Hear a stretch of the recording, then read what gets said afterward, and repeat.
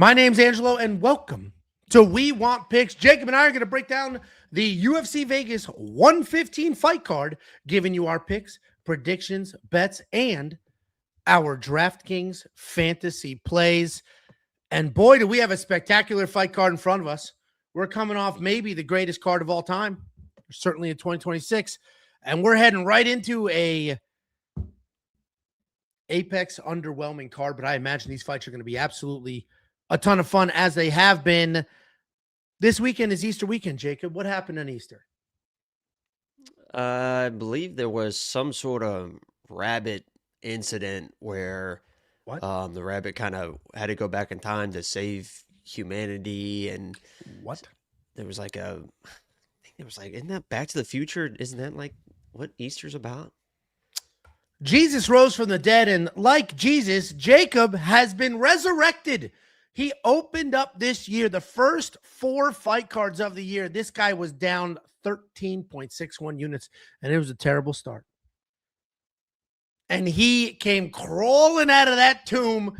He is up 4 of the last 5 fight cards, a current streak of 6.57 units. Last week, you just threw a dart, and I'm not saying throw a dart like whatever, we'll see what happens. I'm saying you threw a perfect missile. Perfect dart at Joe Pyfer. Aim and shoot. You know what I mean? All in on, you only had 3 bets. You had a Joe Pyfer money line, Joe Pyfer first round, Joe Pyfer second round, and you did quite well. Very easy reads. Basically had a perfect card. Manser, that was a bad read, which is funny. My only bad read was the one that the only one you and I fought about. Yeah, quite the argument over. But yeah, only missed 2 picks. One of them was Ignacio, but I think we all agree he kind of got fucked in that fight. But yeah, it's been pretty good time. The streams have been even better. So if you guys love the premium stuff, but you also want to try to make a little bit more with me, we do some wild stuff. But the streams, a lot of fun. I think we started the stream Saturday with $1,500 in an account. Obviously, some bets already in there, but ended up with almost $4,000. So a lot of fun. Tune in. And I made them tune in too, because we're having a lot of fun with those. Because I made them. There's no ads on them. I don't have the streams monetized or anything. So we play fucking copyright music. We have a lot of fun. Dude, the amount of flags I get as soon as the stream ends is crazy. Yeah. As soon as the stream ends, their AI must be like and just checking. Yeah, that's why most streamers don't do copyright, because at the very end it's like boom, and then all your ad revenue is gone. Like you lose it all. But I'm a man of the people, always have been. So no ads, no demonetized, and we just have a lot of fun on there. So well, there you go. You're on quite the hot streak here, which is, it's nice to see the turnaround. 4 of 5 cards is a spectacular streak. That's not nothing. And overall, the boys are doing it. 326. I have your 326 results right here. Minus 3 units. No, that's BetSam. No, I was you had say, minus 6 units. I know. That's what I was saying. What were those bets? I can look at them real quick. Oh, the bets. Well, here's our to the date report card. I'm up 4 units on the year. Didn't have a great week last week, but I'm up 4 units on the year. Jacob's down, but the clawing back that he's doing now is spectacular. BetSam, I see. Here's the balance I got to have right now. I can't get his head a little too big, because he'll get a little too full of himself, and we can't have that. BetSam is literally the best gambler in this space. He's up 28.62 units on BetSam. Kunith, who's in the chat, mirror on the wall. Unfortunately for Kunith, started hot. Jacob and Kunith have completely switched spaces. They've completely just full role reversal. 326 was Luke Fernandez, and then Jesus Aguilar, and then I had Durden. My biggest bet was Durden and whatever that guy's name is, under 2.5, and I don't think that was a horrible guy. bet. Fought his ass off to a decision. Well, either way, it's been a pretty good year for the boys. If you want to check out all the bets from all the people, WeWantPicks.com. Just click become a member at the top. It's $10 for an entire month, 1 month, 30 days. It's not actually 30 days. It's a calendar month. So if you sign up, what's today? If you sign up on March 31st. April Fools. If you sign up on April Fools, by the time you watch this, you sign up April 1st, you'll have full access till March 1st. See how that works? $10. WeWantPicks.com. Click become a member at the top. Here's the 4 fight cards. This And card if, a little. Also, if you sign up on April 1st and you randomly get charged $1,000 instead of $10, Whoops, you got. April Fools. Yeah, you got. Do you have? Just kidding. That's not going to happen. No, and I have no ability to do anything like that. People will email all the time like, hey, I got a new card. Can you charge me now? I literally have no ability. It's all, I don't know what the software does it all. I have no ability to force or undo anything. Here's the 4 fight cards that you will have access to. Every pick, every bet, every tool. For this card, a little bit underwhelming, but to have a card on the Saturday before a pretty major holiday is nice. Yeah, these are the cards that it's like you put up with these just so you can have fights. Because if you don't want if you don't want cards like this where there's going to be some fillers, you're not going to get any card. Like they'll just not have the card. Like if you want fights, you're going to have some fillers. They do cards 48. Was it 48 weeks a year? I think it's like 44 or 46, but that's a lot. It's crazy. It's crazy. So I mean, if you want the fights, put up with it. Stop complaining. You're getting fights. It's funny. I already filmed a couple videos, and I opened one of them with the card's a little underwhelming, but I am 100% certain based off of the 6-week break between 2025 and 2026, you guys will take anything. Like you would rather have fights than not have them because any negativity around, the UFC, you guys were desperate, clamoring, begging for fights. And that's how it should be. I am very squarely in the camp of I'd rather have fights every weekend than fewer fights and maybe the cards are a little better. I would absolutely rather have that. You get UFC 327. That's next week's fight card. 2 title fights. That's Italians do for Easter. Anyway, like motherfuckers. Yeah. Is that your fish thing? That's Christmas Eve. I'm going to my mommy's house too, so I'm going to eat kind of the same thing. No, there's no designated food. Obviously, like you're supposed to do lamb and shit, but Italians don't really do that. So my mom already is like, we have the steak and we got the pork chop. I'm gonna make the pasta. I'm gonna do a nice cheese cake. You're going to your mom's? I'm going to my mom's. I don't want to. I don't ever want to leave, but Tiffany's making me leave. And I'm like, Tiff, it's my family. Maybe I decide when we see them. She's like, no, the kids need to see their grandmother. So it is go in there. I think I'll vlog because UFC 327 is the next vlog. So I think I might vlog some of it. Bless you. Because I always show off the... Actually, I don't need to be blessed. I'm ordained. I can do it myself. Oh, perfect.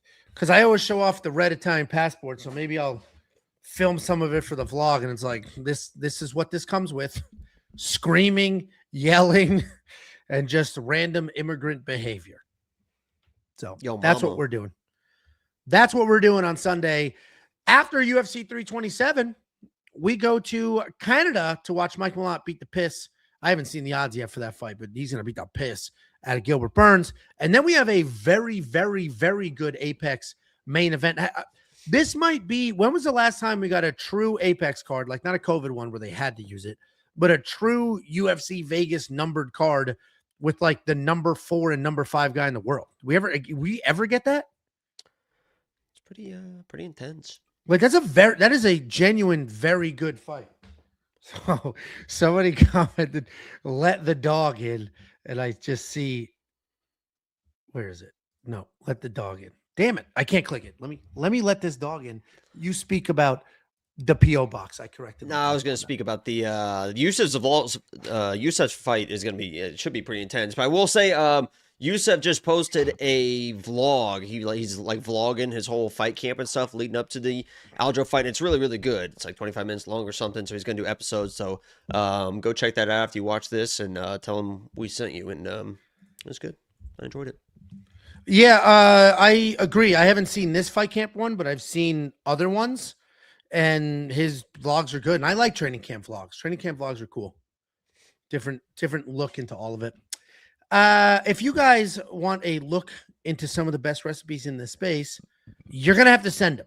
Because if people don't send recipes, I got nothing to cook for the vlog. So send your recipe. We want picks, P.O. Box 406, Prosper, Texas, 75078. If you didn't know what we're doing, we are taking recipes from you people. We are making a cookbook. We're selling the cookbook. We're donating the money.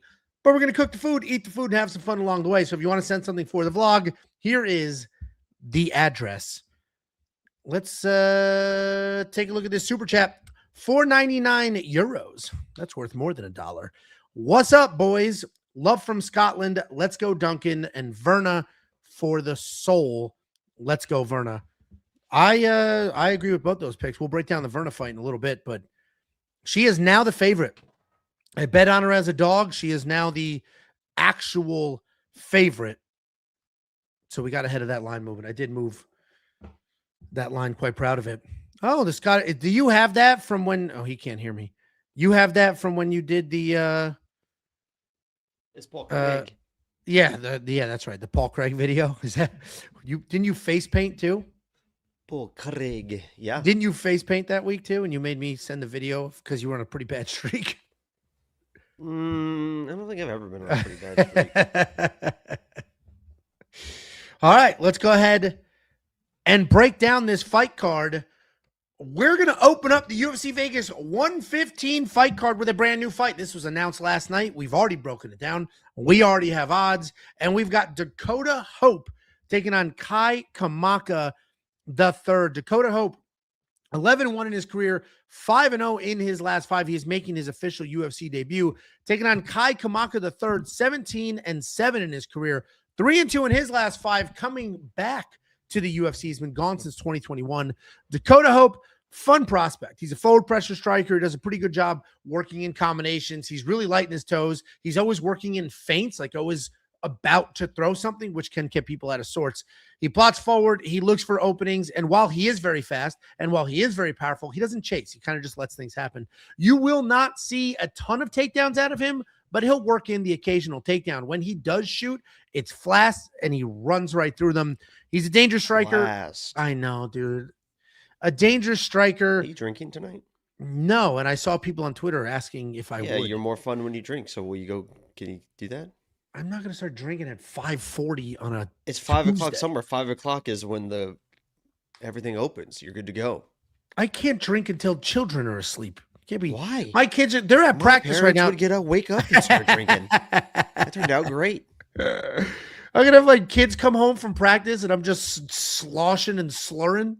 I remember my parents picking me up from the babysitter. My dad carrying me to the bar. I could smell just reeking of fucking beer. His breath. Throw me in the car and drive me a half hour home. You know, it's a different time. I don't know. No, I don't know.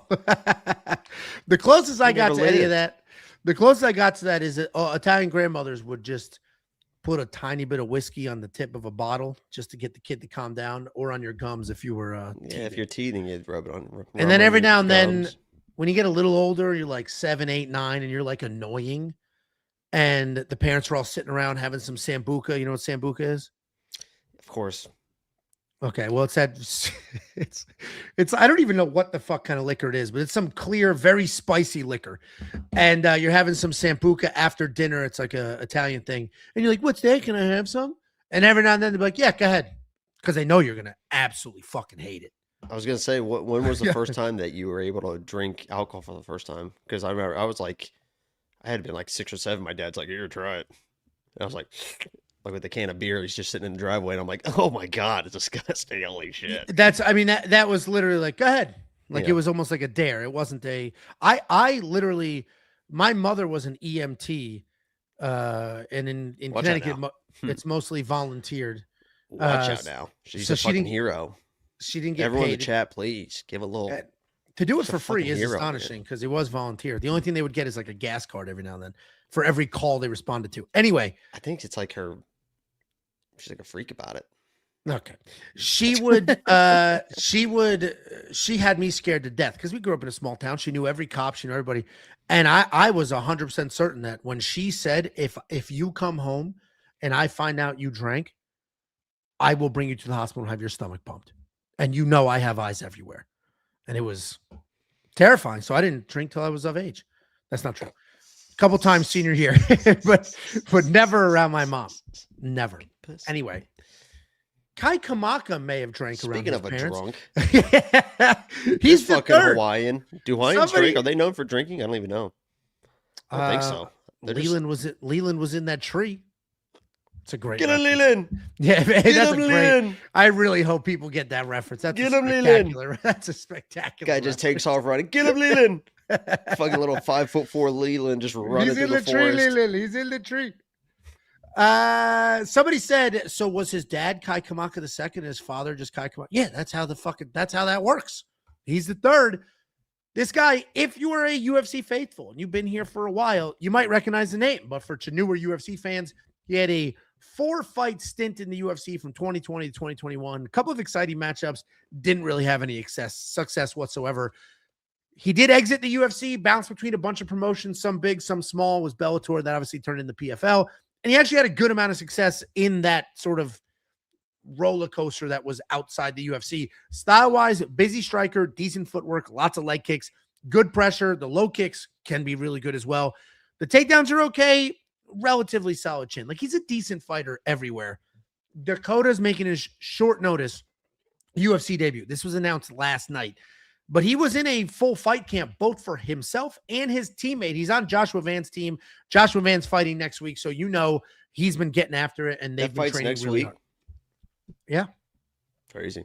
UFC 327. I look at one the week first at a time I time. ever see the card for the next week is on Sunday. I have no idea. Like, I obviously know some main events or whatever, but I have no idea who's on cards until Sunday. 1 week at a time, baby. And now we're just trying to get through each fucking hour. and now, I'm gonna be honest with you, we've moved the goalposts a little bit. I'm just trying to get through the afternoon. We're gonna try to get to 6 o'clock right now. What the hell was I saying? Oh, but Dakota was also booked, so he's in the training camp with his teammate. He was also booked to fight in May in I don't know, 5-6 weeks. So he's getting after it. He's training hard. I have no idea what Kai was or was not doing when he got the call, but that's not going to weigh too heavily on my pick. Dakota is going to be the pick here because I think he's a cleaner striker. I think he's got good enough takedown defense if Kai wants to mix it up. My only hesitation is Dakota hasn't fought the highest level of competition, so it's easy to look pretty good against who he's been fighting, where Kai hasn't had a ton of success against high-level competition, but he definitely has more high-level experience. So I'm picking Dakota.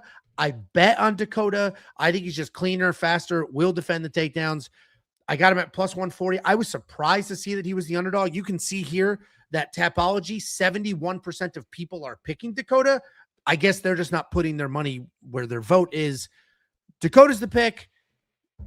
Hopefully he, by doing this, doesn't screw up what Josh Van is supposed to do next week. Like, hopefully he's not moving his way to Vegas and screwing stuff up. Jacob, what do you think?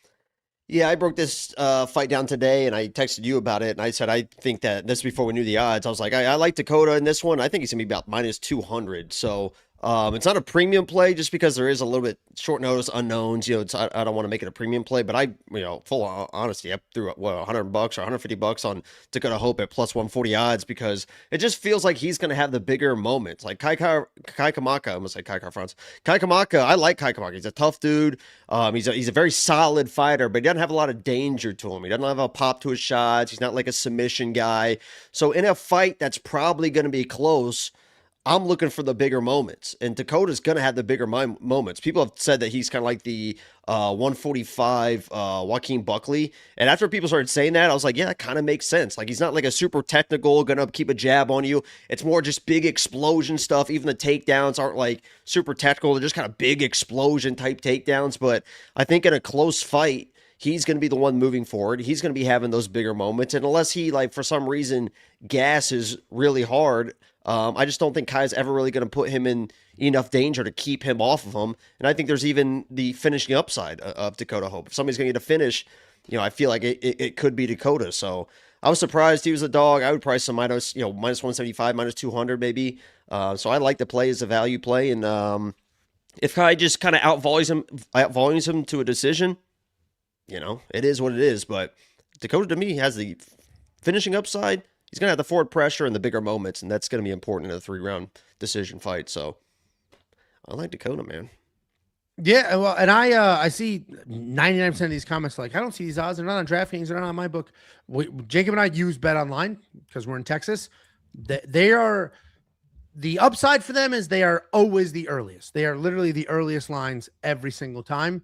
The downside is they're not as flexible. DraftKings, you can parlay anything. If it's on the board, you can slap it all together. They're better, though. They have same game parlays now. Same game parlays, but you can't just drag, whatever. You can't mix and match, and they'll lock some lines, but you can. No, you can mix and match same game parlays, but I can't say Dakota Hope by finish and then grab another fighter by finish and put that together. Yeah, you can. We do it every Saturday now. Yeah. Maybe they wait till fight date unlock them or something. No, every time the same game parlays are unlocked, like on Thursday or whatever, you can always do. Oh, that's same game parlay. I'm talking 2 different fighters and 2 different fights. Right. Yeah. You can do the same thing. You can take the same game parlay for one fight and the same game parlay, and it automatically combines it into one big parlay. Like you can do cycle parlays and everything on BetOnline now. Why are they called same game parlays and not just random props that I can slap together? That's just what they've always been called for other sports, like a same game parlay. Like one person getting so many receptions and so many yards, and this person getting a touchdown, and this guy throwing just for fighting. It's just still called a same game parlay. So they would. But you can do that. You can do that. It's the same thing as taking like Jonathan Taylor touchdown in the same game as, and then you take a Cowboys game and fucking Dak throws 2 touchdowns and you put those together. It's the same thing. Yeah, I thought it was. I was under the assumption that same game parlays for BetOnline were like Dakota Hope to get more significant strikes and win a decision, right? But Dakota Hope to win by finish is a single prop, and then grabbing, let's say I think Chris Duncan will win by finish, I could slap those 2 together. Yeah. I haven't even tried because we weren't allowed to do that for years. Right. They just added it this year. Oh, all right. Well, that's great news. That's how we do I guess that's not the same thing you're talking about, but we do, we've hit some big like KO under 2.5, under 1.5 minutes now and stuff like that. So that's what this past we had a big one under 3.5 minutes on the Erosa fight, and we missed it by 3 seconds. Damn, that sucks. There was one fight where they almost had, what fight was it where the dude who always bets the fight to end in the last 10 seconds? What fight was it that it should have ended in the last 10 seconds this week? Oh, Ricky Simone. That, and I think there's one more. There was yeah, right there, dude. I can't remember, but yeah. Well, there we go. Guys, Jacob and I both on the dog here. I don't imagine these dog odds are going to last very long, especially when we hop back over here and see that the general public is squarely on the hope side. Eventually, some of the people voting will bet, and as money comes in, the line moves. That's how this all works. If you want to check out every pick, every bet, every tool that we have on the board ready to go, not just now, but we have future bets as well for cards that are not scheduled this week. Go to WeWantPicks.com. Click Become a Member at the top. It's $10 for an entire month. We got a couple of Super Chatterinos. €1.99 euro. What's funny about the euro is it's worth more than $1. Oh my God, Moicano's out. Yeah, right. What's funny is it's worth more than the dollar. So if you are in Europe and you're debating becoming a premium member, I say it's $10. It's like $7 for you because your money's worth more right now. Barry Lang says, yes, Jacob, Scotland brother, love from Glasgow. Appreciate you. Fatiman. Scottish Jake. Patrick, 9477-499 super chat. Got robbed with the last 10 seconds. Oh, here we go. Got robbed with the last 10-second finish at least 4 times last weekend, but we keep the faith. Thank you, Angelo and Jacob, for everything that you do. I appreciate you, Patrick. Dragon. Are those dragon emojis?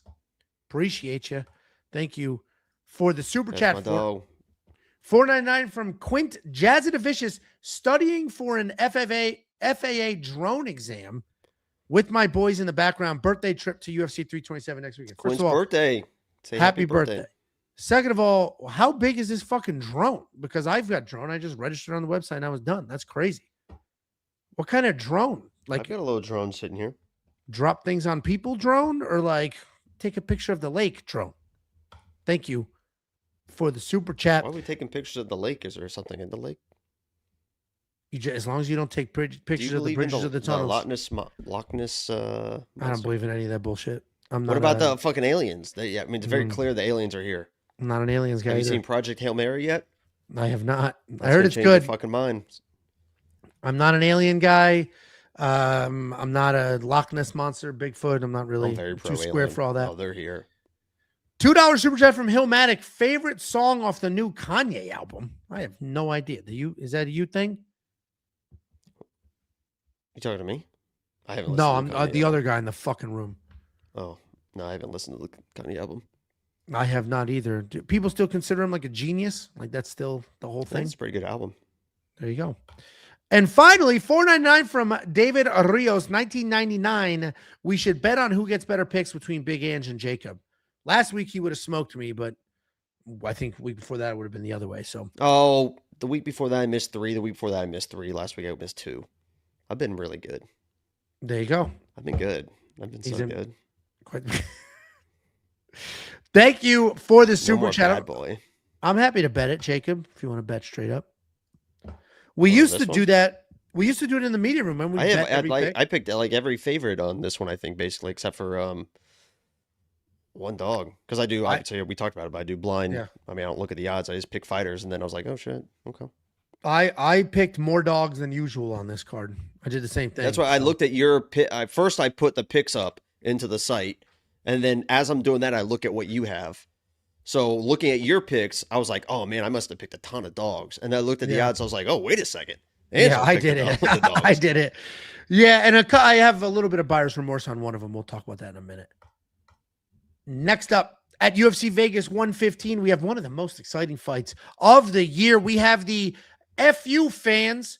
We give you a phenomenal product fight that is Lando Vannata taking on Darrius Flowers. Lando Vannata 12-7 in his career, 2-3 in his last 5, coming back after 3 years away. Taking on Darrius Flowers, 12-8 in his career, 2-3 in his last 5, riding a 3-fight skid, looking for his first UFC win. Lando Vannata hasn't fought in 3 years. And anytime you break down a guy that hasn't fought in that long, it's going to be a little tricky because everything I'm going to say is based off of fight tape. But I don't know what the last 3 years have been. I don't know if it's been 3 years where the improvements are spectacular, if it's been 3 miserable years and he's going to look rusty. I don't freaking know. But I'm going to break it down, assuming he's relatively the same as what he was a few years ago. And if he's that guy, he's actually a ton of fun. He moves forward, flashy striker, crazy kicks, spinning attacks. He gets in your face. He is not a slow starter. He is not afraid of some chaos. Takedown defense is solid at almost 70%. You can see him working some offensive takedowns if the strike is not going his way. Outside of that insane layoff, his last fight was a loss to Daniel Zellhuber, where he was knocked down, but we saw that he's tough, but that loss has not aged very well over the last couple of years. Taking on Darrius Flowers. This dude is an in-your-face fighter as well. High, tight guard. He uses that to march forward. He'll bomb away. He'll throw heavy punches. He'll work in a slam or two if he can get to the hips or the legs. He is dangerous, but he's also sloppy, and he can be finished. He sets a crazy pace. The BJJ is there, but he's been getting worked if he's the one on his back. He is coming off that submission loss to Evan Elder. Isn't that crazy? Isn't that jiu-jitsu like a Gracie tattoo? Yeah, it's a Gracie tattoo. And it's as like soon as he's on his back, he's useless. Yeah, he's like looks like he doesn't even know what the hell he's doing half the time. I think once you get in there, it's just a fist fight that you just start bombing and everything goes out the window for this dude. But I'm about to pick him. And you know what? If this fight happened 3 years ago while Lando Vannata was actively fighting, I may have a different breakdown.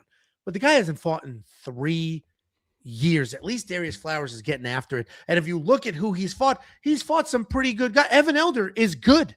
Jake Matthews is good. So yes, he's 0-3 in the UFC, but these are losses to good fighters. I will never bet on this fight. That's atrocious. But I think Darrius Flowers can come forward, get his hands going. Lando Vannata hasn't done this in forever. I think it's crazy that Lando Vannata opened as minus 170 after a 3-year layoff. And it's not like Dominic Cruz. It's not that kind of 3-year layoff. A 3-year layoff, and people bet it, and they bet it, and they bet it, and the line is getting wider and wider. I don't know where everybody's confidence is coming from. I suspect it's people just looking at Darrius, immediately judging him and moving on. I'm going to pick Darrius Flowers because I have to make a pick because it's the name of the channel. I'm doing nothing with it. Literally nothing with this fight. Nothing. What do you think, Jake? Yeah, you know what this looks like? Tell me, and this might be racist, okay? So just bear with me. Oh boy. This looks like Ed Norton versus, is it Anthony Mackie? Darrius Flowers looks like, is it Anthony Mackie, the new Captain America guy? Yeah. Yeah. I love Anthony Mackie. Like he's got the same eyes as Anthony Mackie, and that looks like obviously Ed Norton of Yikes. American History X. The wrong movie, yeah. It's actually a really good movie, but not the Hulk. Right. Yeah. Not well, it's a different reference. Yeah. Yeah. This to me, this should be this. I know people kind of hate this fight, but this is again like, would you rather just not have this fight? It'll be fun. Or have this fight? Yeah. I mean, Darrius Flowers is a wild dude, but I agree. Anybody that's picking or betting Darrius Flowers, it's like I get it. Like I'm not gonna do it because Darrius Flowers fights like a fucking asshole. Like he just like won't throw strikes. He can easily get taken down. He's getting out grappled. He kind of just throws wild shit. He kind of like fucks around in there when he's getting hurt. His last fight against Evan Elder, I guess maybe didn't know that it was going to be in Denver or something, because after the first round, he told his corner, "I can't breathe." And it's like, dude, what did you even try to train? Like it wasn't like a crazy high paced round, but and that fight basically like just kind of, I don't want to say quit, but I mean, he was basically just done in that fight. So he's a tough guy to trust, but this probably should be a 50-50 fight. If you guys don't know Lando Vannata, what's his nickname? Funky or fucking something like Groovy. that. Groovy, yeah, Groovy. He kind of has that TJ Dillashaw. It's not that level, but kind of that TJ Dillashaw kind of peeking in and out, left foot, right foot. It is kind of a groovy striking, but he does have a wrestling base. And in my opinion, I think that's what he's going to go to early. He's a black belt. He's got a wrestling base, and Darrius Flowers, anytime somebody's ever really tried to take him down, it's pretty fucking easy. Like he just will get taken down on the ground, like you said, on his back. He looks kind of clueless for whatever reason. So if Lando says, you know what, fuck it, 3 years away, I started getting back into it, but I don't think that the striking's going to be quite there. This guy's a wild dude, a powerful guy with early finishes. Let me just take him down early. I think he can just kind of grind his way to a victory. But if Darrius Flowers comes in and puts hands on this guy early because he hasn't been striking in 3 years or whatever, I'm not going to be surprised either. So as a pick, I'm going to go Lando because I know he's got wrestling. Darrius can easily be taken down. That's the path to victory. Whether he does or not, who fucking knows? But anybody that's picking Darrius and betting on him, I get the value because I think it's a 50-50 fight. Yeah, that's why I was saying before, like the line was set what the line was set at, but then thousands of human beings saw that line and dumped money on it to move the hell out of it. That I don't get. This is a dicey fight. To pretend you know what's going to happen here is crazy. I get your logic. Like it's probably just bets against Darrius more than for Lando. Like Darrius has never really looked like a UFC guy, really. Yeah, I mean, he's at least in that cage in the last 3 years. So I think there's a lot to be said about that. It's going to be a fight. You will be entertained. It will be fun. I doubt there's bets on this fight on the board, but if there are, go check them out. WeWantPicks.com. Quick becoming a member of the top. We do have an artificial intelligence. If you go back to my quick pick video to start this week, the artificial intelligence is picking at 73% this year. That's astonishing. Like, that's insane that a robot is picking fights at that level of accuracy. Check out every pick, every bet, every tool. Just go to WeWantPicks.com. It's only $10 for an entire month's worth of access. Couple of super chatterinos here. $5 from Lubond9418. Darrius is injured. Apparently, he has an issue with his knees, and then he thinks he's going to get me here. You didn't do this right. If you were going to get me here, how would he say it? I'm not going to tell you how to say it, but you just didn't, because I could read this and it's fine. It doesn't growing. Okay, then just read it. Okay, then just and read it. The word in front of growing is if it's fine, just read it. They keep growing. Might be. No, just read the whole thing. I already read the first half. So why are you so scared? The solid. Darrius is injured. Apparently, has an issue with his knees. They keep growing. Might be serious. Thank you for the 5 spot, Louie, and thank you for that intel. Come on, Angelo. Yeah, we appreciate it. Dude, I read the worst one I ever read was the ice swallow. Ice wallow come. And I said it faster and together, and it was not great for me. This is not a super chat from John JHON, must be foreign. Bermudez, Yo, Angelo and Jacob. I made $3,000 on the last fight card, and that was my first fight card tuning in with you guys. Thank you guys. Well, John, results may vary every week, but I'm very glad you did well last week. Congratulations. It's like Novocaine, baby. Thank you for being here. That's what the Saturday streams are. It's just like Novocaine. How does that mean? I don't understand. Is that song? No, it's like Novocaine. Just give it time. It always comes through, baby. Oh. It always comes through. There's somebody said on I can't remember who quoted one of my streams this week and was like, I got to tune into this guy's stream. It seems like they're a lot of fun, which they are a lot of fun, but we try to make money as well. We have been making a lot of money. And somebody was like, if the fight goes the distance, he win, or if there's a finish, he wins, but if not, he always loses. And it's like, that's not true because we always play takedowns and stuff like that. But the good news is when we get the finish wins, it's like plus 800, plus 1200, plus 500. So it's like, yeah, you only need a few of those and you're going to be up a ton of fucking money. And we smack those like fucking bananas, baba. There you go. Like, you go in the grocery and smack watermelons and like first of all, grapefruits and stuff like that. It's called a grocery store or a supermarket. It's not a grocery. Second of all, the grocery. Tiffany does the shopping. If I'm going to the grocery store to get a good watermelon, to get a good grapefruit, Tiff buys all that stuff. If I go to the supermarket to get anything, it's specifically for the recipes that people said. Like here's the ingredients I'm buying. I'm never just like, oh, we need stuff for the house. That's all Tiff. She does that. Next up, at UFC Vegas 115, we have Thomas Petersen with all ease taking on Guilherme Pat. Thomas Petersen, 10-4 in his career, 2-3 in his last 5, alternating wins and losses, taking on Guilherme Pat, undefeated in his career at 6-0, obviously riding a 5-fight win streak, coming off that win in his UFC debut. Thomas Petersen, solid wrestler, right? He'll work in some bear hugs. He'll work in some doubles. He's just looking to grind forward and grind to the ground. If the striking's not going well, that's it. There is no plan B. It's just grapple and get you to the ground. Tiger's off to rehab. He's not even, is he really? To cop a plea? Yeah, I just posted, I know and understand the seriousness of the situation I find myself in today. I am stepping away for a period of time to seek treatment and focus on my health. There you go. Well, that didn't say he's off to rehab, but there you go. Well, I mean, come on. Then Thomas Petersen isn't even a full-time fighter. He's a full-time, I forget what union he's in. I don't know if he's a plumber, an electrician, construction. It's something, but he's got a full-time job and does this on the side. If he can grind forward, if he can wrestle, he can beat a lot of people, which is why he was the favorite here, because Guilherme Pat is fast, athletic, he's jacked. He's got, for a heavyweight, that insane karate style. I have not seen somebody at his size use it as effectively as he does. Obviously, we see people like, who just eye poked? Cyril Gane. He's very mobile, but it's not the long karate style. Guilherme Pat is the long karate style, like a giant wonder boy. Pops in, pops out, let his hands go. Very good striker, very effective, very fast, very clean.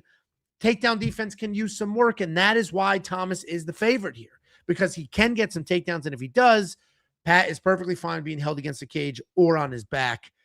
People are all over Guilherme here, right? And I think this is a similar situation to what we had with the opening fight or the last fight, where people look at it, they say, oh, Thomas sucks, they vote, and then they move on from the website. The reality is Thomas a very well-rounded fighter? No, he's not. Is he a good enough fighter to potentially grind his way to a wrestling win? I think he is. I think he can grind Guilherme to the back of the cage, hold him there, drag him down, and just lay on top. He's got good control if he gets there. He's beaten a couple of guys in the UFC already. Thomas Petersen's going to be the pick. This is another fight where it's like, I doubt I do anything with that, because he could definitely be knocked out, and Guilherme is fast, clean, hits hard. Thomas might not even see it coming. So I'm going to pick Thomas Petersen. I don't love that pick, but it is entirely based in hoping this guy gets a couple takedowns. What do you think? Oh, actually, real quick, there's this guy on Twitter. He does something. It's actually very original, and it's awesome. He tweets a picture of each fighter and says it's just an eye test. I saw it this morning. I forget the username. It was a great idea, and Guilherme passed the eye test. Great tweet on that guy. Twitter's very original. Yeah, I like Guilherme Pat in this one for sure. Maybe I look stupid on this. I'm willing to look stupid. Thomas Peterson's he's terrible. That dude's terrible. He's beat the two probably worst heavyweights in the division that, he's just a chinny, terrible. He's horrible. He's probably gonna get knocked out. He's gonna get knocked out in the first round, probably in under 2.5 minutes. First exchange. Guilherme Pat's a guy. He is like the heavyweight. He doesn't have obviously the wrestling, the grappling, but he's like the heavyweight Joe Pyfer. Like, I try to tell you guys the speed at which Joe Pyfer. I know he was falling behind in the fight, but once you can see when he was letting those strikes go, that dude fucking throws fucking heavy and fucking fast as fuck. Like that first combination, you can say no.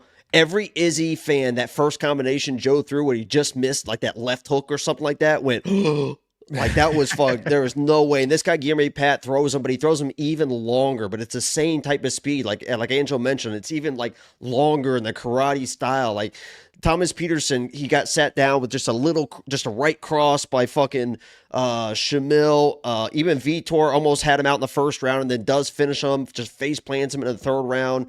This guy Guilherme Pat's probably gonna take the first combination. Like Thomas Peterson's not gonna get close to this guy. And if he does get on a leg and takes him down, Guilherme Pat, if he does get taken down, he has said before, like, I enjoy working on my wrestling, I enjoy working on my grappling, jiu-jitsu, and stuff like that. I think you're gonna see improvement every time, and I don't think Thomas Peterson's gonna lay on this guy. He's so big anyway, and he's so strong that he can do some things on the bottom. Like he doesn't need as much technique. Like he's just can use kind of strength to just kind of fucking like.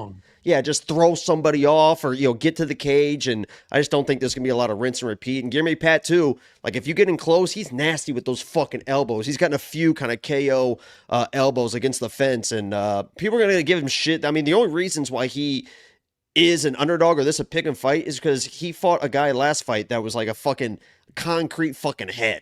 Like that dude, Guilherme Pat landed probably 35 strikes that are going to put Thomas Petersen's head into the front fucking row of the apex. And that guy just ate those shots. So I think he's fucking smoking Thomas Petersen.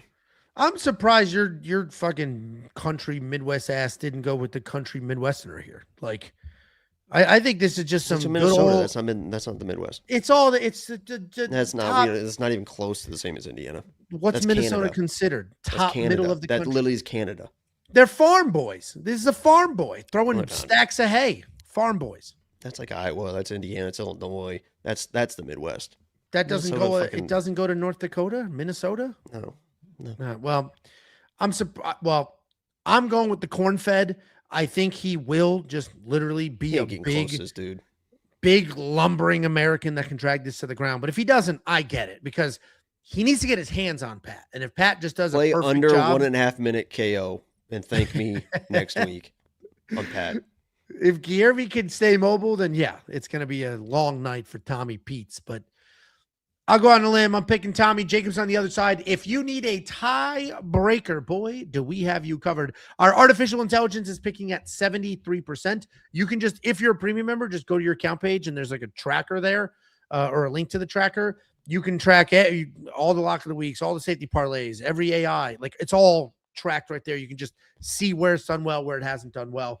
That's doing quite well. So is Betsam. So is Artem. Kunitz picks. His bets have not been great. Kunitz picks have been very good. Check it all out right now. WeWantPicks.com. Click become a member at the top.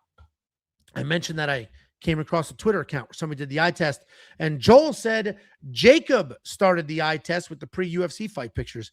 Jacob absolutely started that trend. He also started the green line trend. Obviously, green lines existed, but people were using the green lines for like, does this girl love this boy? And Jacob was just using it at the weigh-ins as a fun thing. Millions of impressions. Now, the green line, I have never seen so many people rip that shit off.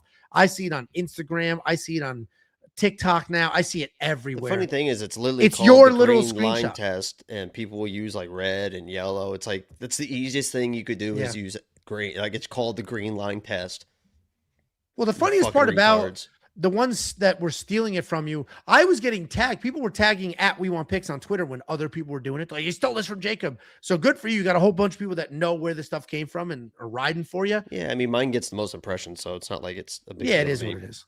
Well, and it's not like copywritten. You drew a line on a lot of people last week fucking copied it, but you put Izzy. Yeah. Oh, shit. Yeah, it was. It's funny to see, but yeah, the eye test one, like he even said eye test. Then he admitted because people were like, "Dude, you took." He's like, I beat him to his own tweet. It's like I just never understand. Come up with your own shit, dude. I don't get it. That's people. Next up at UFC Vegas 115, we have Azamat Bekoev taking on Tresean Gore. Azamat Bekoev 20-4 in his career, 4-1 in his last 5, coming off that KO loss to Yusri Belaguri. Taking on Tresean Gore, 5-4 in his career. Turns out that guy's pretty fucking good. Yeah, it doesn't it? Doesn't. Turns out that guy's got some fucking mitts on him, huh? Tresean Gore 2-3 in his last 5, riding an unfortunate 2-fight skid. Azamat Bekoev is a well-rounded guy. He is fast, he's got big, heavy hands, and he can wrestle. The strikes are powerful. He's just separating people's heads from their bodies. He's coming in hot. If he decides to wrestle, he's got beautiful takedowns. They're heavy slams. Everything he throws is with 100% intent. He does fade. He got so used to beating the brakes off of people that one fight went a little bit long, and he definitely started to slow down. But if he can get you out of there early, he will. And every single thing he does in that fight is to get you out of there. He's taking on Tresean Gore. Also has some decent heavy hands, also has some wrestling. The problem is you've never really seen him put all the things together at once. He can't seem to nail down what he wants to be in his career. Sometimes he's trying to be this mobile striker. Sometimes he's just diving at legs. He's either not wrestling enough or gun shy with the hands. It's just all over the place. Overall, he is a decent fighter. He does have individual skills everywhere, but as far as a mixed martial artist, he's just never putting it all together. The reality is Azamat Bekoev as minus 500 is still somehow some of the best value on this card. We have fights on this card where the odds are minus 1,800, minus 1,100, and I would argue Azamat Bekoev should be right there with them. And it's not a dig on Tresean. It's just, I think Azamat's that good. I don't know what Tresean could do to win here. Azamat hits like a ton of bricks. He's got a good enough chin. He's going to be the better wrestler. Like, what is Tresean Gore going to do here to beat Azamat Bekoev? Azamat's the pick. I did under 1.5 on the round line lean. 97% of people are picking Bekoev. It should be 100 outside of Tresean and his family voting for him. I just don't know how he loses this fight. This is not the Usry fight. The Usry fight, that dude is 6'6", training with Glover, training with Alex Bejeda, learned how to use his range, learned how to stay upright. This is not that fight. Bekoev all day, every day. What do you think, Jacob? Yeah, it feels like the UFC was like, they figured Azamat was going to knock out the kickboxing guy, like the Alex Pereira, like the guy that had the story and make a name for himself. It felt like that was the setup. And then that didn't happen, and the UFC's like, "Whoops, sorry about that, buddy. Here's Tresean Gore. Sorry, whoopsie on that one. Like, sorry about that matchmaking." Because it felt like, I mean, that was the whole narrative. Was like this guy's not ready for the UFC. He's not ready for the wrestling and the grappling and the big power and stuff. And then Azamat obviously did what he did. Yeah, I mean, I ranted about Azamat last week. I don't think he's as good as people think he is. He just kind of wings the right hand. He's got okay wrestling and stuff like that. And Tresean Gore, to his credit, I mean, that Tulio fight, he kind of got the fuck beat out of him, but he hung in there tough for as long as he could. He landed some good shots. I mean, he had Tulio on skates a couple times. He definitely has the speed and the power to be able to hurt Bekoev. But as you mentioned, in that last fight, he was getting hurt and just kind of kept moving forward. And then Tresean Gore in his last fight, basically getting outboxed by Rodolfo Vieira is not a great look. I mean, Tresean Gore is pretty good offensively, but defensively, he just does not move his head. I mean, he just does not move his head. A nice high guard, but people are just splitting that guard. Even Rodolfo was just, I mean, Rodolfo looked like fucking Floyd Mayweather, and there was just a fucking stick jab on Tresean Gore. So I imagine Azamat's going to come in and just be able to land a right hand around that long guard, hurt this guy, and put him out. But if he doesn't, maybe he just wants to kind of get back on the flow of things and work the wrestling. He should be the better wrestler too. So I've got my personal biases against Azamat, but this feels like a sorry about that UFC fight. Here you go, buddy. It's a quality, like, not all losses are equal. And yes, it's a TKO, but it's a quality loss. And yeah, look what Usry just did. He just beat the piss out of a Division I All-American wrestler who also had big, heavy hands. Yeah, Tresean Gore is definitely the story of be careful of who you think you are. Like, and basically anywhere in life, like not just about fighting if you're a fighter, but be careful who you think you are before you're actually that dude, because he's that guy that was, before he even got to the UFC, was like, I'm going to be the double champ. I'm going to be this and that. And now he's about to be 5-5 and cut, probably. Yeah. So most likely. Yeah, and it sucks because I think the raw skills are there, genuinely. I think he's decent at each individual thing, but he doesn't put it together well in fights. And, you know, it is he's taking too much damage at this point. How old is he? 31? It's right there. He's like, just he taking too much turn damage around, at this but point. yeah. He's also, and in fairness to Tresean, he's had some shit matchups, but that is what it is. Like, you had a chance, didn't quite work out. You lose to Cody Brundage, you lose to a few other ones that you probably could have won. You didn't. And the UFC is like, all right, well, guess we're using you now. So that's where we're at here. And there's definitely bets on this fight. If you want to check out every single bet we have for this fight and all the other fights, it's $10. It's $10 not $10 a month, not $10 an event. No, it is $10 a month, not $10 event. It is $10 a month. WeWantPicks.com. Click become a member at the top. You're going to spend more than $10 on the freaking Easter egg Reese's Pieces peanut butter cups. The Reese's peanut butter cups shaped like Easter eggs are the best flavor. Those are the best. Whoa. I was on my phone. You're not saying that the best Reese's cup things are the eggs, right? It is the eggs. It's not You'd rather have the Christmas eggs tree. than the regular Reese's cups? Oh, yeah. Oh, 100%. See, that's where people It's just get so fucking it's stupid. smooth all the way around. Dude, it's the ratio is off. The reason why people don't get this, man, and it really fucking kind of ruins my Christmas and it ruins my Easter because I hear it time and time again about the Reese's trees and the Reese's fucking eggs. The reason why Reese's cups... Shut up. His name is Reese. Shut up. The reason why Reese's cups are so fucking good and so fucking dialed in is the ratio of peanut butter to fucking chocolate. That's why they're so fucking good. And when you get a fucking tree or a dumb bitch egg, there's too much peanut butter. It throws the whole thing off. Just eat a spoonful of peanut butter at that point. What are you doing? I'm tired of it. I love the eggs. It's I like that they're stupid. smooth too. I like that they're smooth. I don't like all the ridges on a cup because the edges of the cup are just too hard. I like the You're mush. soft, you old man soft gums. The eggs are the best ones. Gingivitis bitch. If we put up a poll right now, You soft gum slut. if we put up a poll right now, I guarantee the eggs would be Probably because there's a lot of fucking idiots in here. okay. If this was the Saturday stream, it'd be different because those people are locked in. Those people are dialed in. Yeah, I bet. But there's a lot of fucking casuals in this one. I know that. I would bet my life that casuals, where there's far more casuals than non, understand how to eat a Reese's cup and which one's the best one. We got Top Aten 4432 $9 super chat saying start doing cycle parlays. That couldn't be me. I am way too conservative for that. But Jacob does throw up, not for premium I put members. a lot of weird stuff throw up sometimes cycle parlays on Twitter. X. Yeah, It's called X, but it's right here if you want to follow me. I've got over 11,000 followers now, so on X, it's called X. you should actually kind of have to shield your eyes when you're talking to me now. I think I've doubled up the We Want Picks Twitter. You are by far the best. Don't look at me in the eye when you say it. I lower your head. Lower your thing fucking is, head when you talk to me, please. You and I got into a fight and I smacked the fuck out of you. So I've earned whatever right to look at whenever I want because you can't do anything about it. And we've proven in real life. The blood capsule that you forced into my nose? Yeah. We've proven you can't do anything about it. So I'll look where I want to look and say what I want to say. And I was just at Shields looking at handguns the other day. A little Sig Sauer, a little Glock action. You want to keep running that fat little flabby mouth of yours? Yeah, I think there is something. It's called the equalizer. Well, anyway, I was going to compliment you. I was going to compliment you and say, sorry. That you should have that many followers. You are the most interesting and entertaining person on MMA Twitter. You're not copying other people's shit. You're doing your own thing. You do it your own way. It's funny. It's sarcastic. It's random, clever. Every now and then you'll do like a dissertation, 11 paragraph, like, look at me. Those are stupid. The rest of it is spectacular. You need to bring back the shirtless pics.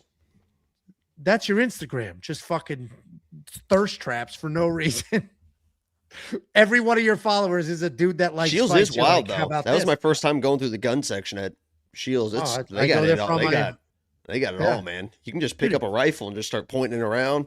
You can leave with anything and the ammo in an hour. I know, but just in there, like they have them like locked down, but you can fucking just pick up a shotgun and start swinging it around the fucking shop. That's where I get all my hunting stuff at Shields. You could spend 2 hours in Shields. It's also expensive, though. It's objectively. Yeah, I was with the guy. He was money. like, "You should get that handgun." Because I don't have a handgun yet. And then I was like, oh, yeah, that was a cool, $2,800. Yeah, no fucking, no, thank you. And those prices vary. It's not like MSRP. There's some cool ones that are like $700, $800 I was thinking about, but I don't think it's a good idea for me to have a gun at the moment. It's not a good idea for a lot of people. It really just comes down to what you're using it for and do you know how to use it? I use mine to mutilate birds. Your handguns? No. Tiff uses that to think that we're the safest town in North Texas, but thank God we have this to keep us safe. Yeah, you never know. $4.99 super chat from This Isn't Will. So I'm not sure who this is, but I know it's not Will. Jacob's right. Peanut butter chocolate ratio doesn't lie. I disagree. If you put a peanut butter cup and an egg or a tree side by side, and you did the green line test, I rest my case. No, it's a straight line, and you got the back curve of the egg or the tree. I rest my case. That's what I'm saying. I did this for the Christmas tree, just crisscross. That's not how you do it, idiot. Yeah, I'm the idiot. Next up, at UFC Vegas 115, we have Dione Barbosa taking on Melissa Gatto, and what might be the grappler's delight. Dione Barbosa 8-4 in her career, 3-2 in her last 5, coming off that controversial loss. Taking on Melissa Gatto, that means cat in Spanish.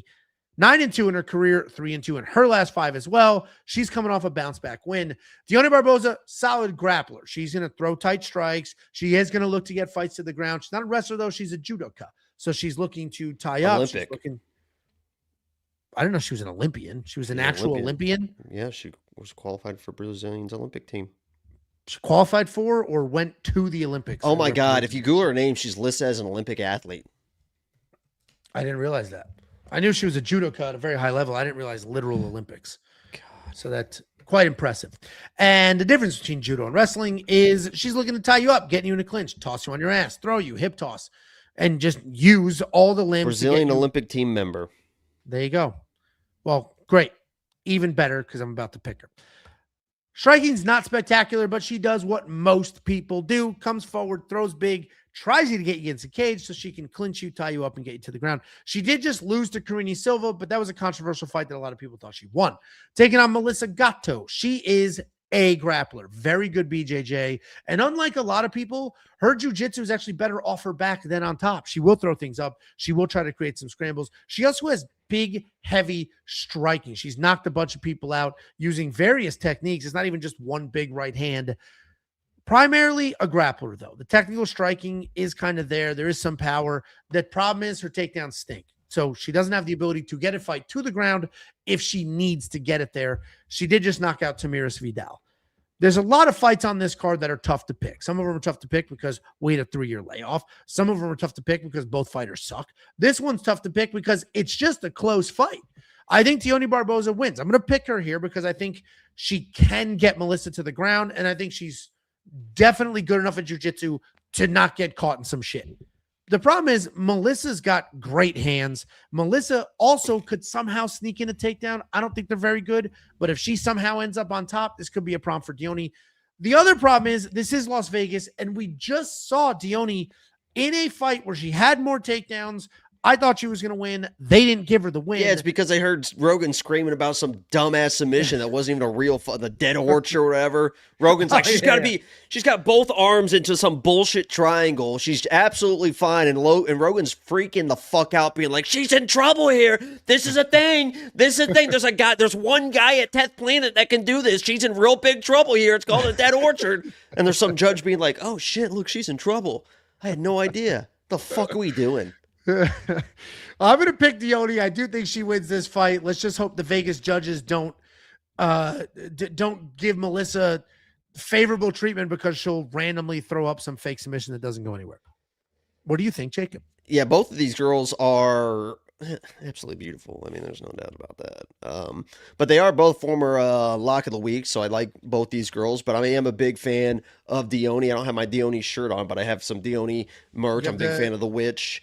And she definitely won that last fight. And the fight, that transition at the end of that first round on a high-level girl like Karine Silva was so nasty. The back take, and then the transition to the arm bar right at the buzzer. I mean, that was almost a first-round arm bar submission against a pretty high-level athlete on the ground, and she was making it look like fucking easy. I truly believe that Dione is better everywhere. Her striking has gotten, every time you see her striking, it's gotten better and better and better. Obviously, there was more grappling in that Karine fight, but I promise you, she's going to have the forward pressure. She's going to be the better striker. She's going to have the judo to defend the takedowns. It's just going to be a situation where Melissa Gatto is one of those girls that if you do make one mistake and she's on your back, she's probably not going to get off your fucking back, and then you just lost the round. So it is definitely a close fight because one mistake either way, Dione's going to have a good position and kind of burn out the round. I think they're both good enough to where they're probably not going to sub either one, you know. But if Melissa gets on the back, she can win around. Then it turns into a close fight. But Dione is better everywhere. Should have the forward pressure. Melissa kind of fights off her back foot a little bit more, in my opinion. So Dione's probably got the finishing upside, better striker, better grappler, in my opinion. Forward pressure. I think she should be priced 150 minus 175, something like that. But could get weird. But I think Dione kind of rolls here, honestly. Listen, I get it. I don't hate that. I did get burned on what I thought was a great lady pick last week, so I didn't quite throw my money where my mouth is here, but I do think Dione gets it done. What was that? What's her name? They got fucking smoked by Casey. Gabriela Fernandez. Got fucking knocked out. Like, yeah, Jesus, dude. I told you, MMA Masters versus Bang Tao. If you just bet against MMA Masters, you're gonna do really good. I mean, that was bad. Because I lost 2 bets there. I had a small bet on just her money line when it was even. Everybody that goes there, they get worse and worse and worse and worse. Well, and then I had a bet on the over 2.5, and then Jesus, dude. Anyway, not this week. It's not happening this week. I could see a situation where Dione gets a win like that too. By the way, it's a flyer, but just knocks her hands. Out I mean, you can tell she's very proud about the striking advances she'd made, and if she gets her hands going and gets Melissa kind of up against the fence, you know, it could be a situation where all of a sudden it's like one stick and it's like, oh, now she's getting overwhelmed. Keith, stop the fight, Keith. Yeah, I mean, we're both on the Dione side. If you do want to check out the bets we already have on WeWantPicks.com, click become a member at the top. It's freaking $10, and we're having quite the year, up well over 10 units this year. BetSam specifically up 29 units. I'm up, 4 or 5 units. Like, Jacob's every time BetSam does good, cards. I send him a message after the card on Instagram. When he's like, "Hey, nice job, man, great job," and he doesn't even say thank you. He just like he just turns it into like, yeah, I figured that was gonna go that like talk. He just starts talking about a fight. I can't even say thank you. I think he's got a touch of the tiz. I don't think he knows how to accept the compliment. Because he gets very excited. Because actually, he does say thank you. Sorry, maybe I'm just there. You go. Yeah, way off. He's very dialed in and focused. Because like even but he just goes he goes straight. That's what it is. He just goes straight into like he starts breaking down the fight basically. He's a good guy. I like Sam. No, Sam's definitely a good dude. Because he'll like when I'll throw a bet up, he'll be like the safety parlay and the slam of the week are yet again aligned. Like he'll do stuff like that, and like he's been so good that I'm like okay, I feel better about this. And it's not this week, but like in weeks past, I'm like, all right, well, he's been doing well. So, all right, we're the 2 best ones right now as far as straight bets are concerned. So if we're on the same page, I got to believe in it. Check it all out. WeWantPicks.com. Next up at UFC Vegas 115, we have Alessandro Costa taking on Stewart Nicoll. Alessandro Costa, 14-5 in his career, an unfortunate 2-3 in his last 5. He is alternating wins and losses. Taking on Stewart Nicoll, 8-2 in his career, 3-2 in his last 5, looking for his first UFC win. Jacob and I watched Alessandro Costa fight live in his last at-bat at Noche UFC. He's a solid striker, pretty good takedown defense, the striking style. He does have that high, tight guard. He is pretty patient. He looks like somebody who's throwing a million strikes, but he's really not. There's a lot of movement. He's throwing some heavy leg kicks, and then he'll get his hands going. But every single thing he does throw is with 100% intent. He's fast. He hits hard. He'll throw really nice small combinations. He'll just blast your head, rip the body, the insane leg kicks, as I mentioned. He did just lose to Alden Correa, but you're going to see like knockout, KO, TKO. His foot got stuck in the cage, ripped his foot to shreds, and that fight was just basically over right then and there. He is taking on Stewart Nicoll. Decent wrestler, slick grappler. Corner should have just called the fight. By the way, Mansour's corner should have called the fight after the second round. Like that, why would he even go out in the third round? Just the guy was gassed. He was fucking not doing it. He's lucky he didn't get as hurt as he fucking did. Like it was more like it was more like he was just tired and obviously got punched or whatever, but he could have got flatlined. Like it was clear that dude was fucking done. You got to take care of your athletes, man. Yeah. Somebody did that at end of last year, and I remember the commentators like praising him, being like, dude, it was very clear after the first round, Mansour wasn't going to do anything in that fight. Took more damage in the second, got even more tired, and it's like, yeah, why are you letting him what good is going to come from this? We got Stewart Nicoll, decent wrestler, slick grappler. When he takes you down, he's got good control. He's always working. He's looking for positions. He will land a few strikes. He'll stay busy. Strong guy, use that strength pretty well. His striking's not great. It's a bit stiff. There's a couple leg kicks, but nothing crazy. He's not afraid to exchange, though. He's not going to turn his head. He's not going to back away. He will throw. You're going to see some knockouts on his record. That's ground and pound. He's not doing that on his feet. He did just lose to Lucas Rocha, where he had a handful of takedowns, but he was just obliterated on the feet. And I think that's exactly what we're going to have here. I think Costa's just too compact to be taken down. I think he's too fast for Stewart to get off of like a really nice shot. I think he's going to hit a little harder. I think he's going to chop Nicoll's legs. I think Costa's going to rip his legs to shreds. The takedowns are going to get worse and worse and worse. The attempts are going to be worse and worse and worse. And Costa gets a nice clean win here. I'm going to lean over 2.5 on the round, but the reality is there could be a finish here, and it would be on the Costa side because he does hit really hard, and I think he just gets rid of Stewart Nicoll's legs. I think he blasts them until they're gone, and once he can't move, he's just going to eat a bunch of shots, and he's got nowhere to go. So Costa's the pick, and I'm actually pretty confident here. What do you think, Jacob? Yeah, defend the takedowns and you're gonna be fine. Stewart Nicoll doesn't really have any hands. He'll do some wild stuff, but he basically just wants to get the takedowns. He's actually, I think, an underrated grappler. Obviously, he hasn't really been able to show that. That Jesus fight, it looked like it was going to be headed that way. Nice double, and then he gets the back. He kind of flattens him out, loses the scramble, reshoots straight into the guillotine. But yeah, it just seems like he might. Honestly think he might get an early takedown or two. And if he is a pretty good grappler, but Alessandro should be able to handle his own, even if he gets taken down. Not really be in any sort of danger. Costa's one of those Grasso people, so you just saw how sharp. And I try to tell people she's a fucking really good boxer, but nobody want to fucking listen to me. Alexa looked with her hands. Costa's kind of he's the same camp, so good. He's a better boxer. Should be able to handle his own in the wrestling. Maybe even get his own offensive wrestling once Stewart Nicoll starts slowing down. But I think Costa should win. I think he should get a second, third round finish. Honestly, so fuck it. There we go. Jacob and I in complete alignment here. You're due to get that $9,300 price tag in DraftKings Fantasy. That's where it gets a little tricky because without a finish, Alessandro doesn't actually land a ton of strikes. I mentioned, like, if we go look at his stats here, 3.64 significant strikes per minute. That's not awful. Like, that's not crazy low, but he's not really attempting takedowns. So he's a little guy in a little guy weight class. He's super fast. He's clean. He's accurate, but he doesn't throw a ton. So I don't know what I would do in DraftKings Fantasy, but it's kind of like what Nicoll should have been, honestly.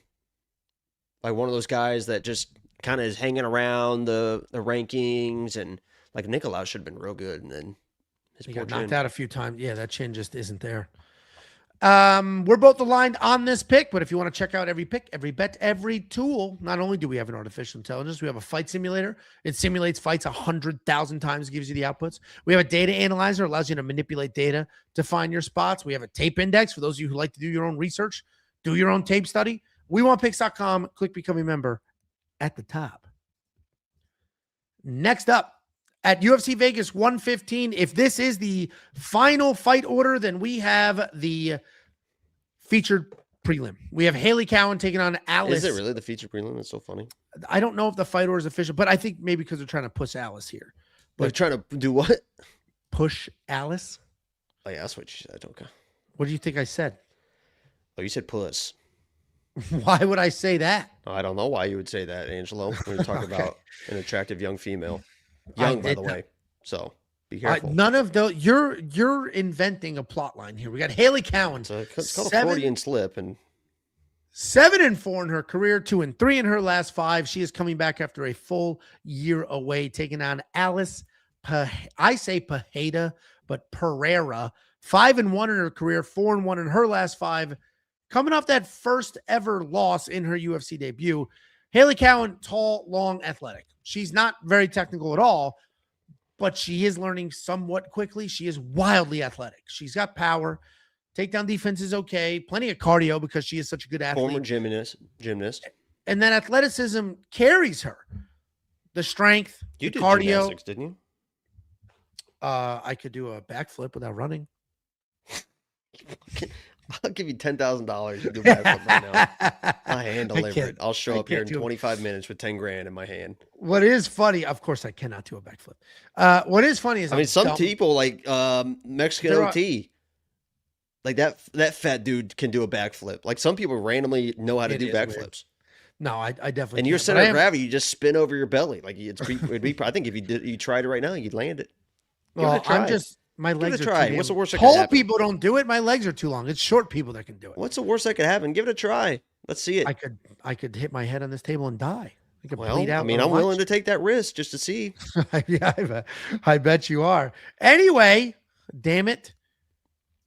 Hailey Cowan's athleticism carries her through a lot of her fights. And we were hoping to see a bunch of improvements out of her because she is such a high-level athlete, but we never really got the progress. She is coming back after, as I mentioned, after a full year off.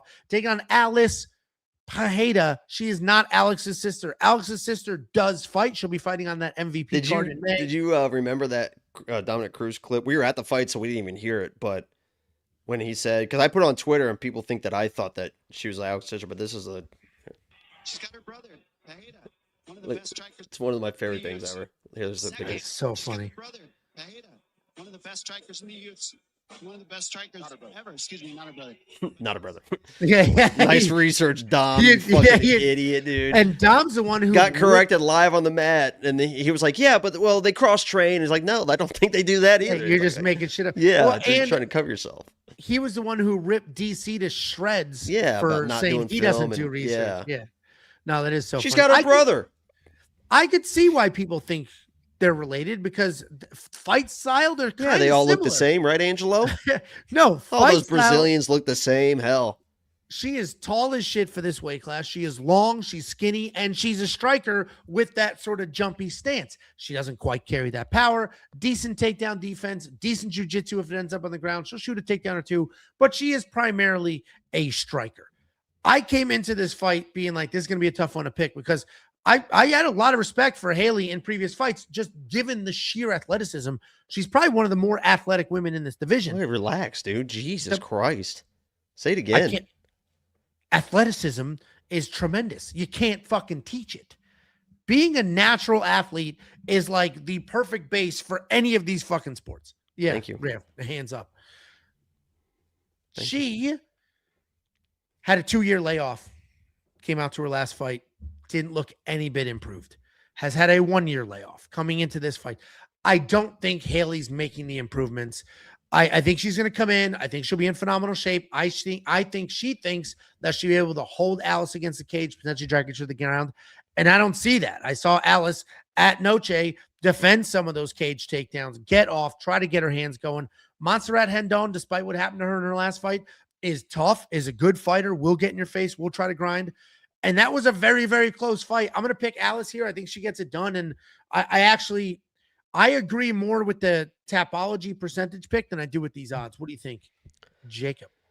Yeah, I will say Hailey has dedicated herself to the game. I think she moved away from home for the first time and moved to Vegas to really trying to take this like fully serious. So I think we're going to see the best Hailey that we've seen. The issue is I just don't think it's going to be enough in this fight because people are like trashing Alice for that performance against Rendon. But if you watch it, I mean, she's 19 years old, coming into a full packed arena with a lot of fucking pressure, a lot of eyes on her, a lot of people talking about her because she's kind of like this knockout girl, whatever.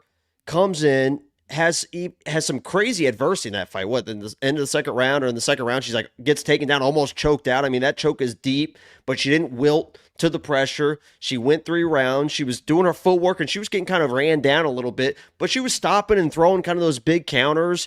And it didn't seem like mentally she was too overwhelmed. Yeah, I think she just kind of ran into a weird matchup and she wasn't able to get her own type of game plan going. But this feels like a much more favorable matchup for her. She's going to be the better striker. I think Hailey's going to be, instead of just kind of running at her like Rendon did. I mean, Rendon wasn't letting her kind of plant her feet at all and kind of get into the flow of the fight. I think Hailey kind of waiting for those takedown entries because that's what she's going to want to do, is going to give Alice kind of that early space to be able to find her range. And we're going to see why people were so high on Alice and why the UFC already has her in here at 20 years old now.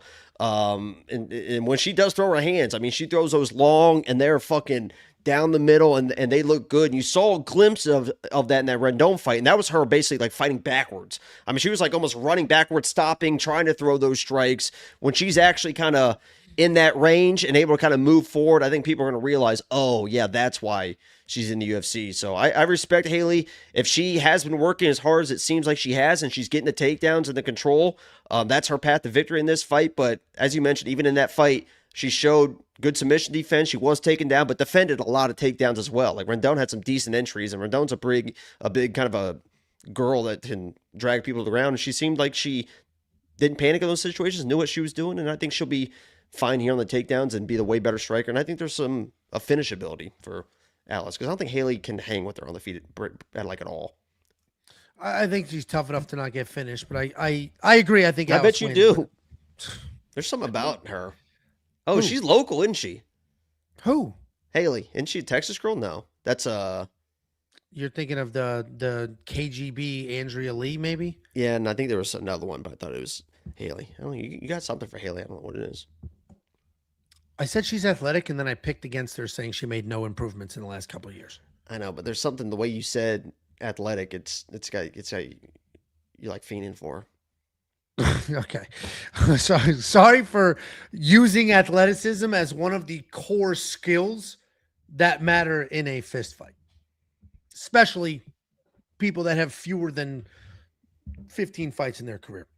Jacob and I on the same side of this fight. I don't know if we have bets on the board for this, but we might. And if we don't, there's plenty of other bets for other fights. Check them all out right now, along with the tools. We have a teach a man to fish mentality as well. So you're going to get our picks. You're going to get our bets. You're going to get round line leans, confidence plays, underdog fantasy, prize picks. You're going to get the optimizer, the fight simulator, the data analyzer, the line movement tracker. The amount of shit we have on that website is absolutely spectacular. WeWantPicks.com. Click become a member at the top. We have a $5 super chat from Goyim Gucci Gill. Why is it Goyim? What's that? Oh, Goyim. It's on his shirt too. What's Goyim? Is that a Pokemon thing? Why is it that pronounces Pereira changes to Pahea as soon as Alex showed up? There was Pereira's before that, and we didn't say it the white way. I have no clue. I don't, isn't it an H sound though? Shouldn't it be Paheda? I know, like people Hespect. Dude, I thought you said something very different. I was like, oh boy. No. I bet you thought go that way though. I think your mind worked that way. I thought, oh yeah, my mind. Meanwhile, you were just throwing on all the weirdo shit. Thank you for the super chat. I actually don't even know which way is the right way to say it. So, yeah. I'll just call him mommy.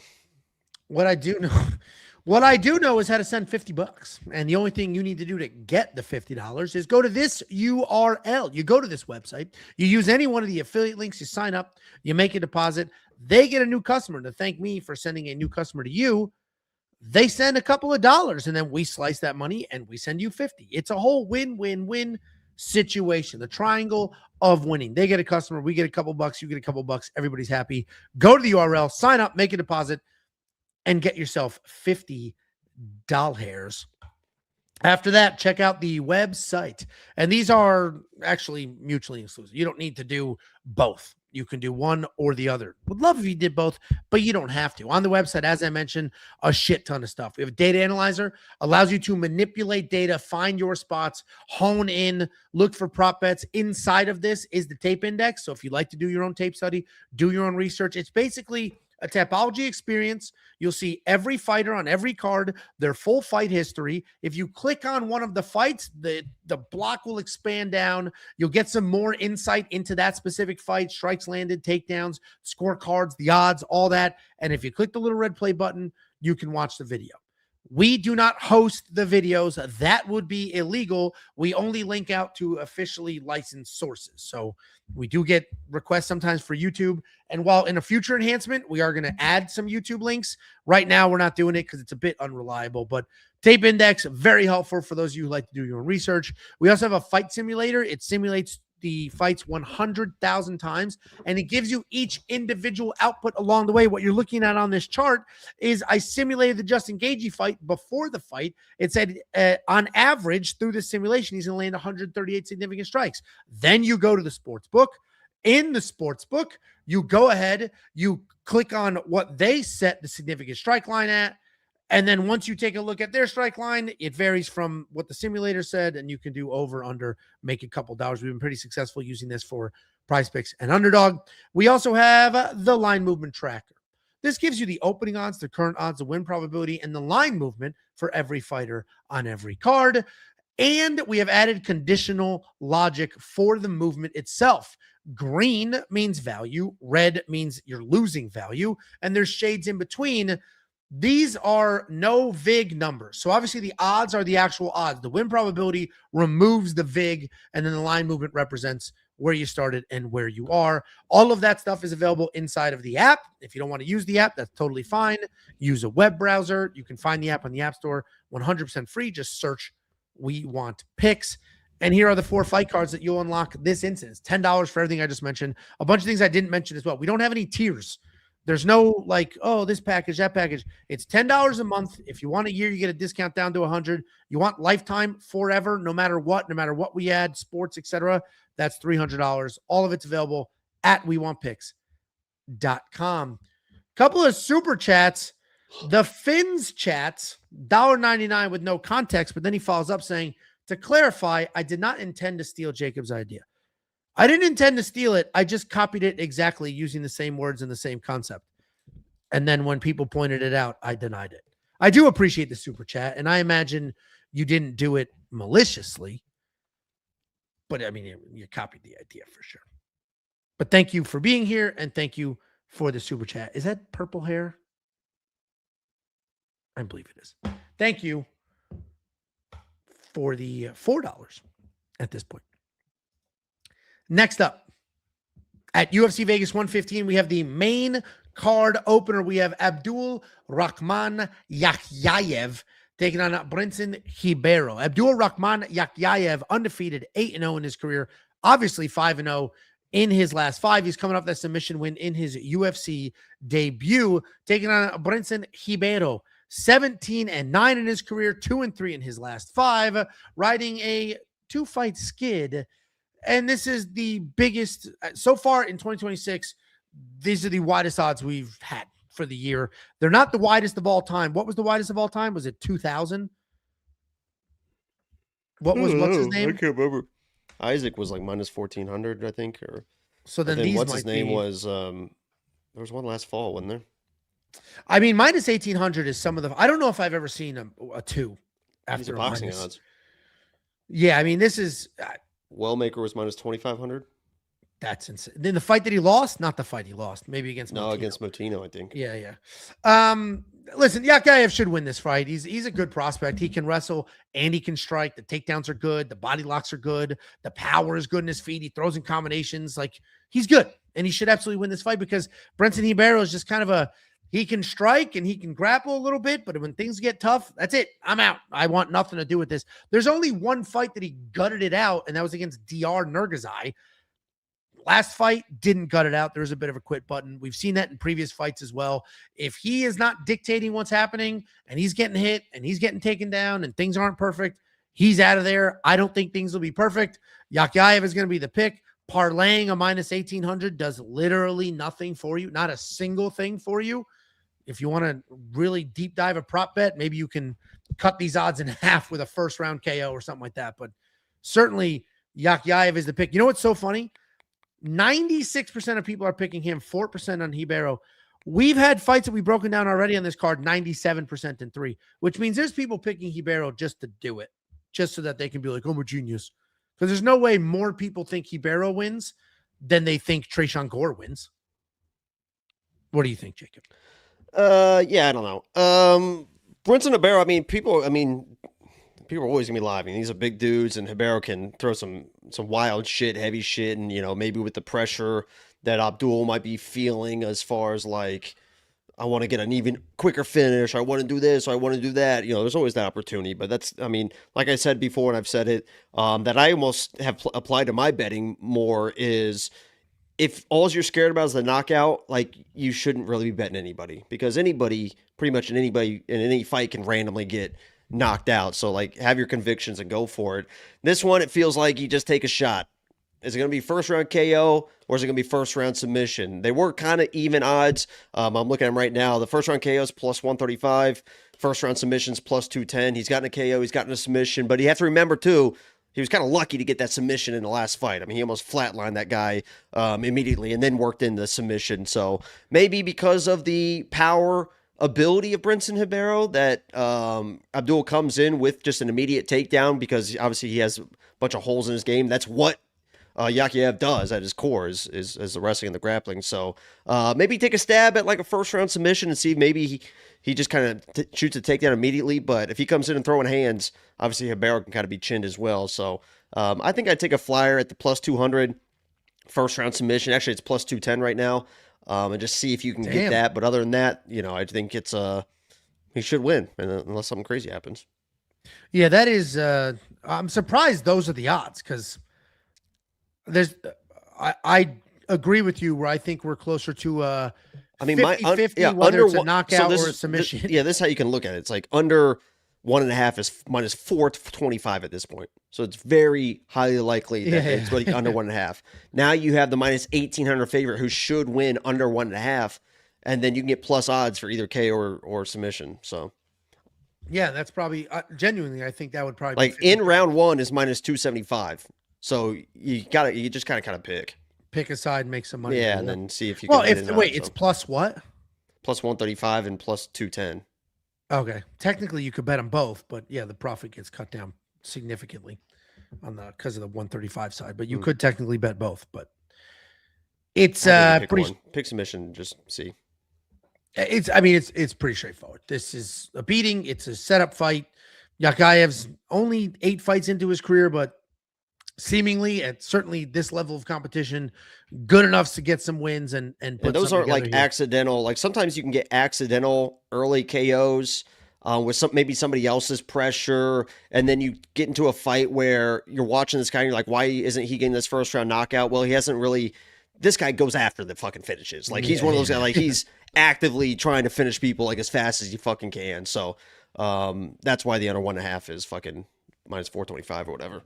$9,900 in DraftKings Fantasy as well. I don't know. I mean, he's like Iwo. Like Iwo is gonna go at. He's gonna like just go at people, and Abdul's kind of the same way. Yeah, this will be a quick fight, and hopefully you pick the right side, make a couple of bucks. If you want to see what we're doing with this fight or any other fight, go to WeWantPicks.com, click become a member at the top. It's $10. You'll unlock every pick, every bet, every tool for an entire month. And next week is UFC 327. We have another $1.99 from the Finns chat saying, once again, I apologize. He upset. You didn't take anything from me, but 3 apologies, 3 super chats. I mean, that's definitely sincere and appreciated, I'm sure. Any words, Jacob? Thanks for the super chats. Next up at UFC Vegas 115, we have Rafael Estevam taking on Ethan Ewing. Rafael Estevam 14-0, undefeated 14-0. I'm going to repeat that because I don't know what the hell is happening to this betting line. 5-0 in his last 5, coming off yet another UFC win. Taking on Ethan Ewing, 9-2 in his career, 5-0 in his last 5. He is coming off that very successful short notice debut. Listen, Rafael Estevam is very good at one thing, and it's wrestling. He's going to come forward. He'll swing kind of wild, kind of loose, kind of sloppy, and then he's going to shoot takedowns and grind. And if he gets you to the ground, he's going to chill. He'll have control. He'll stay on top. He'll keep you there. And he's been doing this for his entire career. He is 14-0, not 6-0, not 8-0, not some hype prospect. He has 3 wins in the UFC, a couple of them like good, decent wins over real competition, and he remains undefeated. Taking on Ethan Ewing. I kept calling him Scott Disick in my breakdown because he looks exactly like Scott Disick. And by the way, people love Scott now. He's transformation hilarious. He's win. Yeah. Like people like I always see the TikToks of him, like the clips of him during their Kardashians and stuff like that. And people now are like, holy shit, he was right the whole time. Like he's the most, I didn't even realize he's the most normal one. Like he was such a villain back then. Yeah. But now everyone's like, he was like the one that was making the most sense. Well, like when he asked the mom there, "Do you want a drink?" and she's like, "Well, I don't need your life story. You want?" Yeah, it's like, come on. Yeah. No, He's the only one that was like kind of halfway putting them in their place. No, Scott, Imagine where they would have ended up without him. But Ethan here popped onto the scene. If you remember, stepped up on just a couple of days' notice, beat Malcolm Wellmaker, just kind of dogged him a little bit, moved forward, ate a couple shots, stayed in his face, took him down a few times. And that's kind of how he fights. He moves forward, he gets in your face a little bit. Not very technical, but he's got good pressure, very good level changes, and that all works well for him. Takedown defense, not great. Okay, are you listening to the words that I'm saying? The takedown defense is not great. He doesn't freeze up or anything like that, but when the takedowns come, he can be taken down. He does continue to look for finishes if he ends up back on his feet. And as I mentioned, shocking short notice upset win in his UFC debut. And that is why these odds are what they are.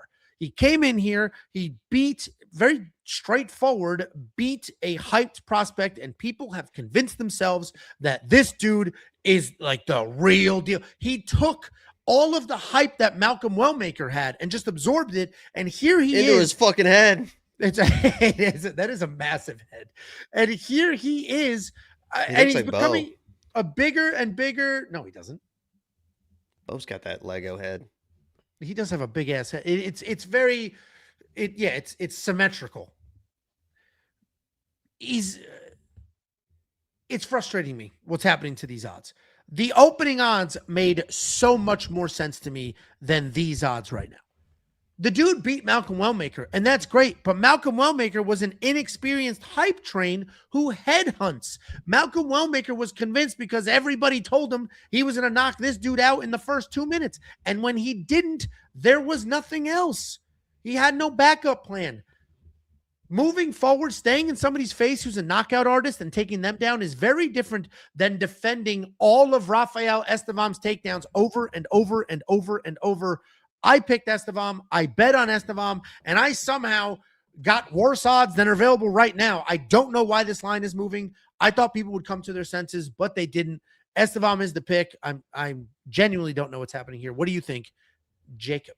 Yeah, let me be fully transparent for the people, because I think honesty is very important in all things. I'm going to be honest with the people, and I'm going to be honest with you too, Angelo. I broke down this fight, and I kind of got caught up in that Ewing storm as well, being like, oh man, yeah, watching that Wellmaker fight, especially one of those ending sequences where he just fucking tosses, Wellmaker to the ground, and that he like out scrambles him at the very end and stuff like that. You could see that this guy, he does have a wrestling base. He was a high school wrestler. I think it was like one semester in college, so not like crazy accolades, but he's got that base. He knows what he's doing. You can see in that fight, there's moments, and even in that fight before the Wellmaker fight, he got taken down a couple times, but doesn't panic, knows how to get his hips back, get back to the cage, and get back up. So it's good that you already have stuff like that on film. So I got caught up in it because I'm like, the same thing that I try to warn people with the Yakhyaev and Ricky Simone fight. I'm like, footwork fucking matters, man.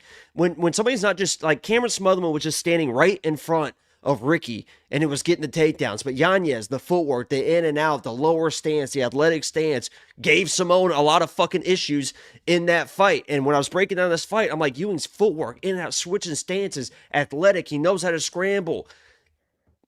And then I started rewatching Rafael because I know there's like this hate for Rafael. I know it more than anybody. I have Felipe Bunes as my lock of the week versus this guy. The guy shows up, misses weight again. He's basically just been a weight bully at 125, and he starts gassing late. Well, Ethan Ewing's fight against Wellmaker was up at 145, short notice and up in weight, and he was doing it to Wellmaker. He's a 135er. Rafael Estevan, for the first time, is being forced to 135. And honestly, I think it's going to work better for him. Like, I feel like he's going to have the same success in the grappling, but he's not going to slow down. Now, I'm going to take Ethan Ewing as like, but I'll be honest. I put $250 on Ethan Ewing. I got the ticket right in front of me, minus 145, because I got caught up in that hype. And I'm still going to take him as a pick because he's going to fight for your fucking money. Like, he's no bitch shit. Like, you can tell, like, he's going to work hard. He's going to make this guy work. Yeah. But I know people hate Rafael. And I know people, he's boring and he was a weight bully and all this type of stuff. And I get it. I don't like this guy. But he's fucking really good. And he's willing to work hard as well to really chase takedowns. And I think up at 135, he's not going to have that gas dump. And when he's scrambling with people, I mean, the guy's got fucking jiu-jitsu tattooed across his chest for a reason. Ethan's a good scrambler, but it feels like this is going to be a situation where Ethan's going to have to weather the storm, wear this guy out, and try to put volume on him in the second and the third.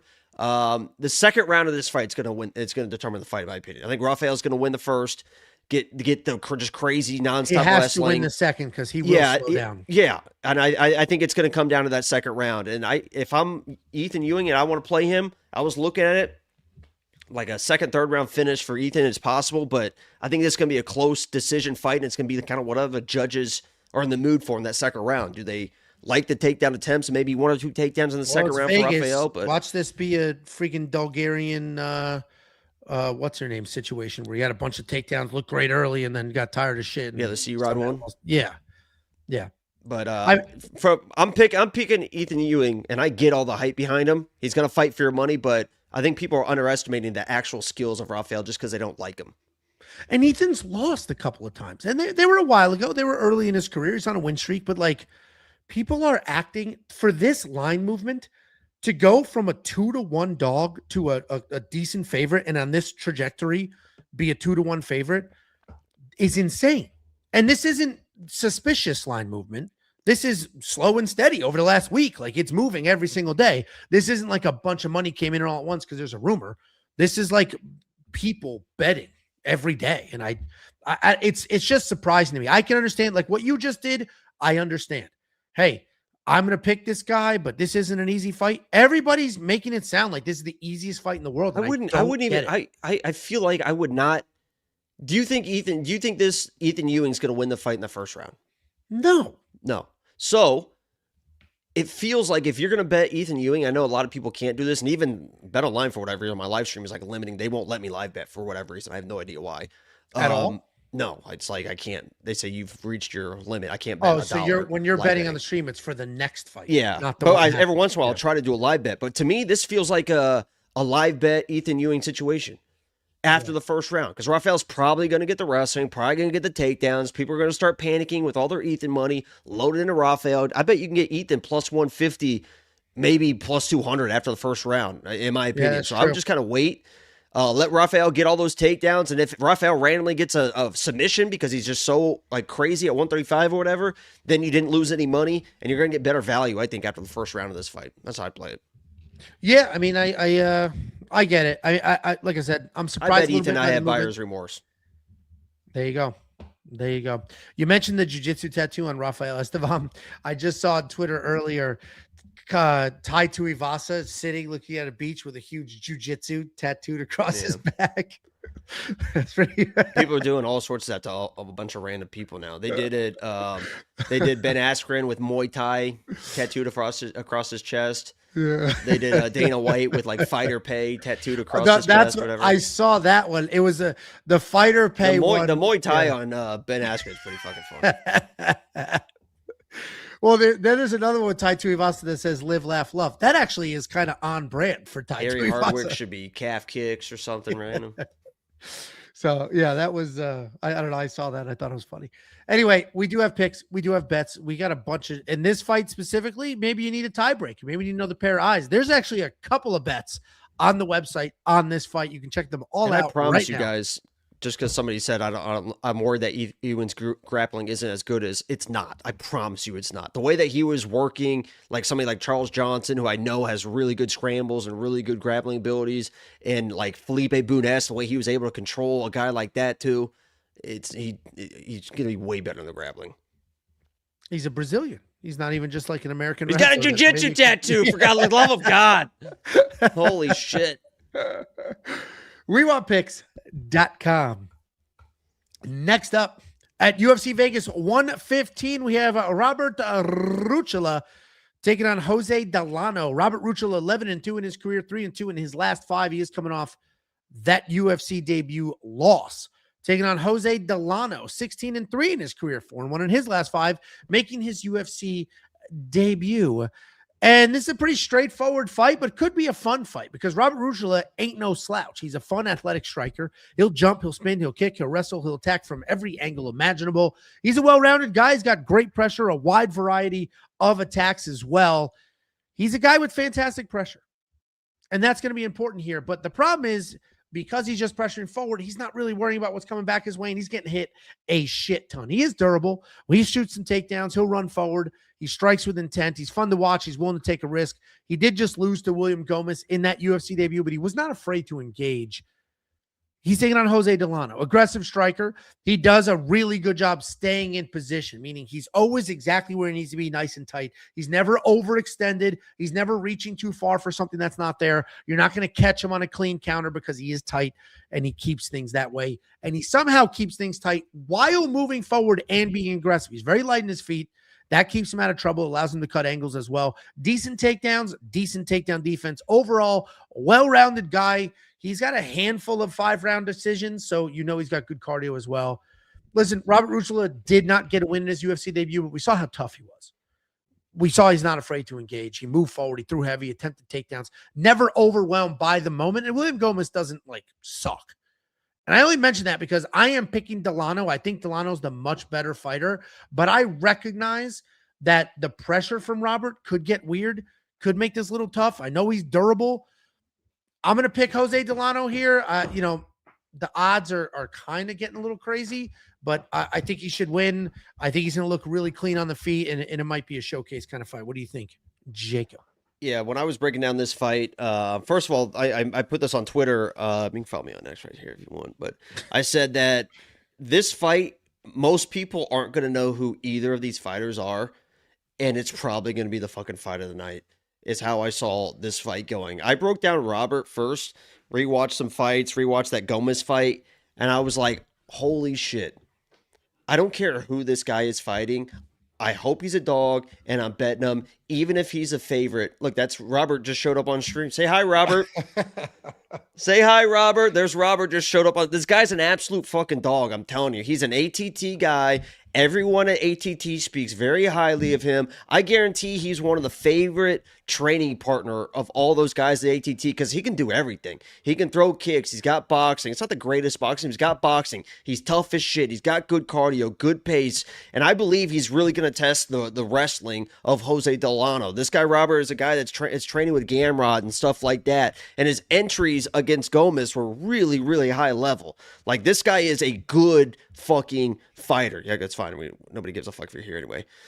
This guy is a good fucking fighter. He is going to be locked in. He is going to be dialed in. And I said to myself before re-breaking down the film of Jose Delano, it's an auto bet. I don't care who he's fighting. I'm betting a guy like Robert Ruchala against anybody because I think he's just going to be underrated or he's just going to be better than who he's lined up against. Okay, then I rewatched the Jose Delano fight, and I was like, oh shit. Okay, maybe not. Okay, maybe not. I think these odds are probably wide, but Jose Delano's fucking boxing is so fucking clean. What do I talk all the time about fucking boxing and just throw a jab? Just fucking learn a jab. Just fucking learn a fucking jab, dude. Just learn a fucking jab. We just saw, last week with, what's his name, against Erosa, just fucking sitting him down with just a nice fucking piston fucking jab. That's what this guy, Jose Delano, has. I think that jab is just going to keep going. But it's going to come down to Robert's either going to get takedowns or he's not. I don't think he's going to be an outstrike Jose. He can hang in there. He's a tough son of a bitch. But I would not be surprised in the slightest if he's getting early takedowns, if this fight turns a little bit sloppy, he's getting late takedowns, because he was short notice against William Gomez. Worked his ass off the entire fight and almost fucking knocked that guy out in the last minute. Threw a head kick, had him wobbled to shit, and almost won that fucking fight. So he's going to be live at all times, but Jose Delano is he's going to be the way better boxer, and that's probably all it should come down to, but I would price this minus 175 for Jose, in my opinion. I think these are blown out, and people are underestimating Robert, but Jose is a fucking legit boxer. He's very good. Like I said, what's impressive is he's that active. He moves forward. He stays aggressive and clean. To be aggressive, you usually got to put yourself out there. He's moving the head. He's rolling. He's stepping off. I mean, this guy is It's pretty impressive. It's he's one of those guys when you watch him box, it looks like fucking art. It looks easy. Yeah, it just looked like it was just so fluid. Just everything is just slow to him. Everything just slows down for him. Yeah. No, this is I agree with you. This is a sneaky good fight on this card. This is the type of fight people are like, oh, Apex sucks. And then you actually watch the fights, a bunch of names you're not super familiar with. You're like, that was kind of fun fight card. So, and I'll be watching this. I'm going to, for Easter, we're going to Florida. I'll be watching it at my brother's house and filming my reactions and stuff. And there will be people there who don't watch fights every weekend. So I'll be hard rooting for these to be exciting. So it's not just like, what are you making us watch right now? Are they all premium members? How many sales are you going to make this week? Print out those business cards. Hey, you need a water? Here, I got a water for you. I get pulled over by the cops for speeding. Instead of like handing a PBA card with your license all slick. Yeah. Oh, is that my business card for WeWantPicks.com? So, sorry about that. Is that a coupon for a free month of premium? Holy shit. My bad. Whoops. Oh, sorry. Is that my $500 Joe Piper ticket? Holy shit. If you guys do want to check out all the picks, all the bets, all the tools, WeWantPicks.com. Click become a member at the top. It is only $10 for an entire month's worth of access. We got a couple of super chats. Luke Fernandez, Ewing lost his first 2 fights. I got Ewing. Is that this bitch, Luke Fernandez? Was that Luke? His name's Luke Fernandez that we just talked about lost me all that money? Lost you all that money on what? Wasn't that the fighter Luke Fernandez got knocked out randomly? It should have been for fucking wrestling. Oh, the Bellato dude? Yeah, he lost you too, out? Right? Yeah. That was a safety parlay. He wasn't. Yeah, his name is Luke. You son of a bitch. I got a bone to pick with you, brother. The hell aren't you shooting takedowns for, man? He actually looked spectacular that fight, and then clink. And I'm the asshole who went against my own breakdown because I was like, listen, I get it. People think Bellato sucks and he's not great. I think all 4 of us were on some sort of Luke Fernandez play there. Yeah, that wasn't great. Big Maple Bets MMA, $6.99 Canadian. Ruchula Delano could rival Jones Sola for Fight of the Year candidate. For anyone new here, join us for prayer and profit this Saturday as the Lord intended. Thank you very much for yours. We will have an Easter egg hunt. We will definitely talk about the resurrection. And it just so happens that my betting year has been resurrected as well. So it has. It took me 8 minutes in Grok to get that image for you. So what image? I didn't even see it. It looked like the most. Go back to it. I didn't even pay attention. That's a lot of clicks. Here we go. Click.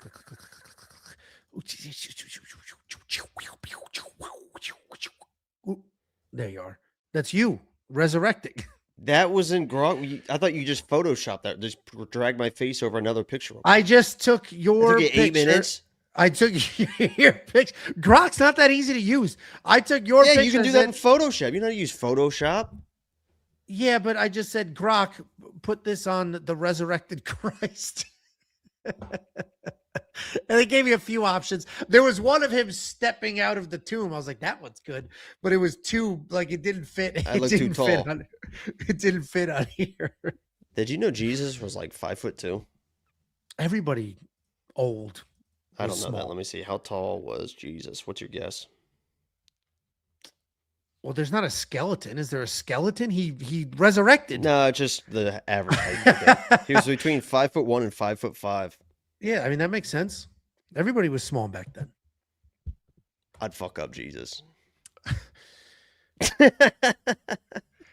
Next up, isn't this Holy Week? This is like Holy Week. He'd appreciate the humor. This is Holy Week. He's been through a lot. He's been through 10 different religions. He's been through worse than that. Jesus. I said his name in vain. Next up at UFC Vegas 115, we have the featured fight of the night. We had Tommy the Gun McMillan taking on Manolo Zacchini. Tommy McMillan 9-0 in his career, 5-0 in his last 5. Shouldn't you know how to say that? What? He's Italian. Shouldn't you know how to say that? Didn't you say Manolo? It's Manolo. Yeah. And I'm saying Zacchini instead of Zacchini. Here's the thing, guys. Do you know what his nickname is, by the way? Whose? You act like you don't know. Oh, yeah, who? Oh, maybe the Italian? Angelo Veneziano. That's his nickname. Angelo Veneziano. Angel from hell. That's what that means? Angelo means angel. So you are blessed with the best, baby.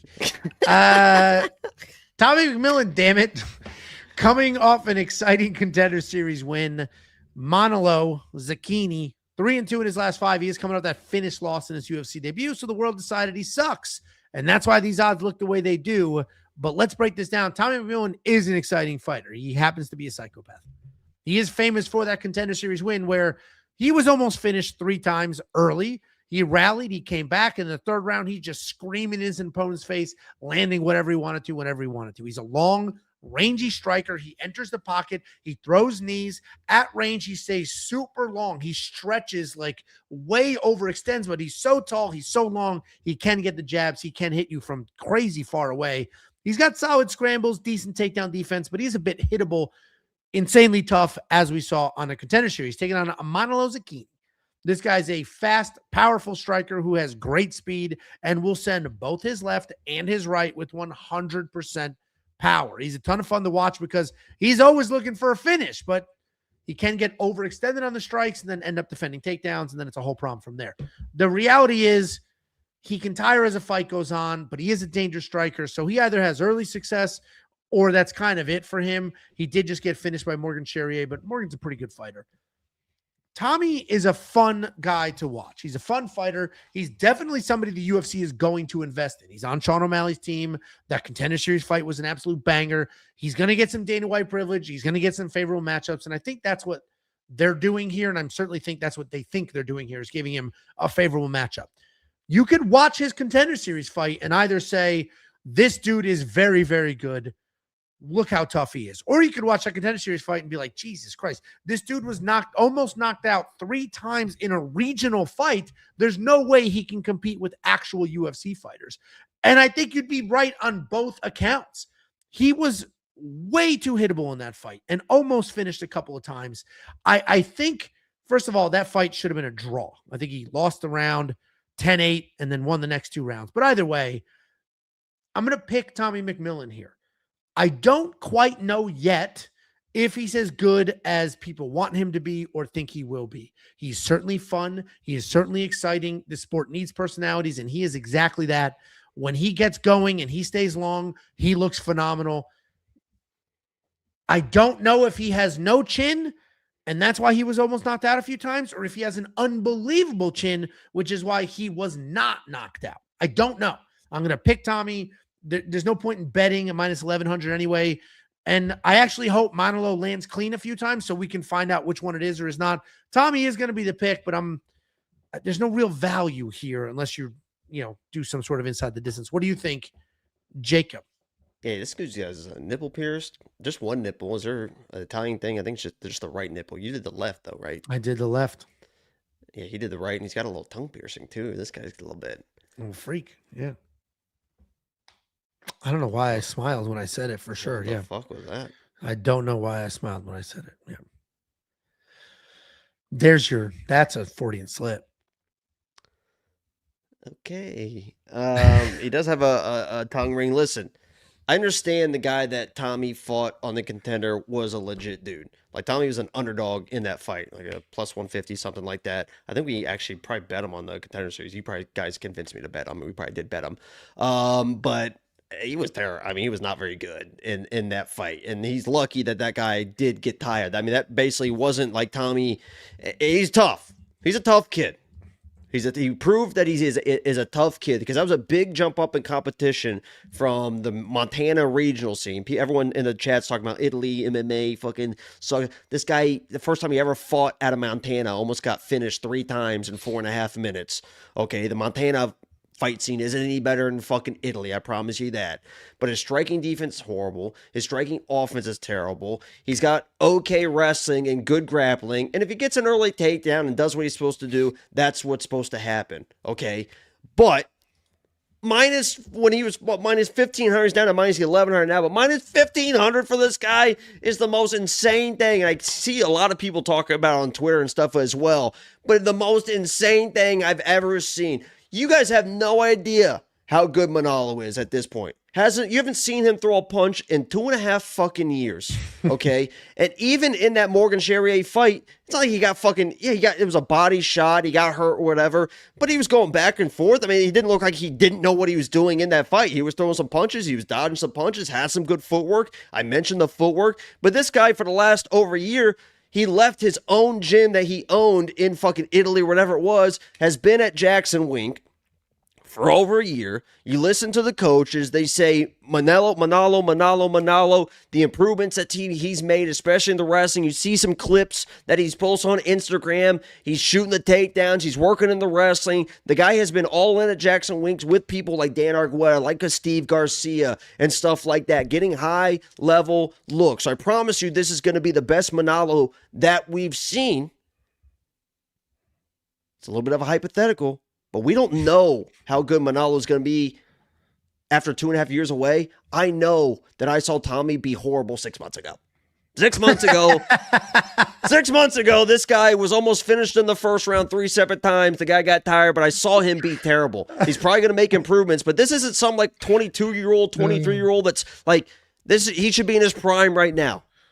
And his striking is horrible. I just watched a clip, or he just posted a vlog today. Go watch him hit mitts when he's hitting mitts with the Red Dragon, whatever the fuck his name is.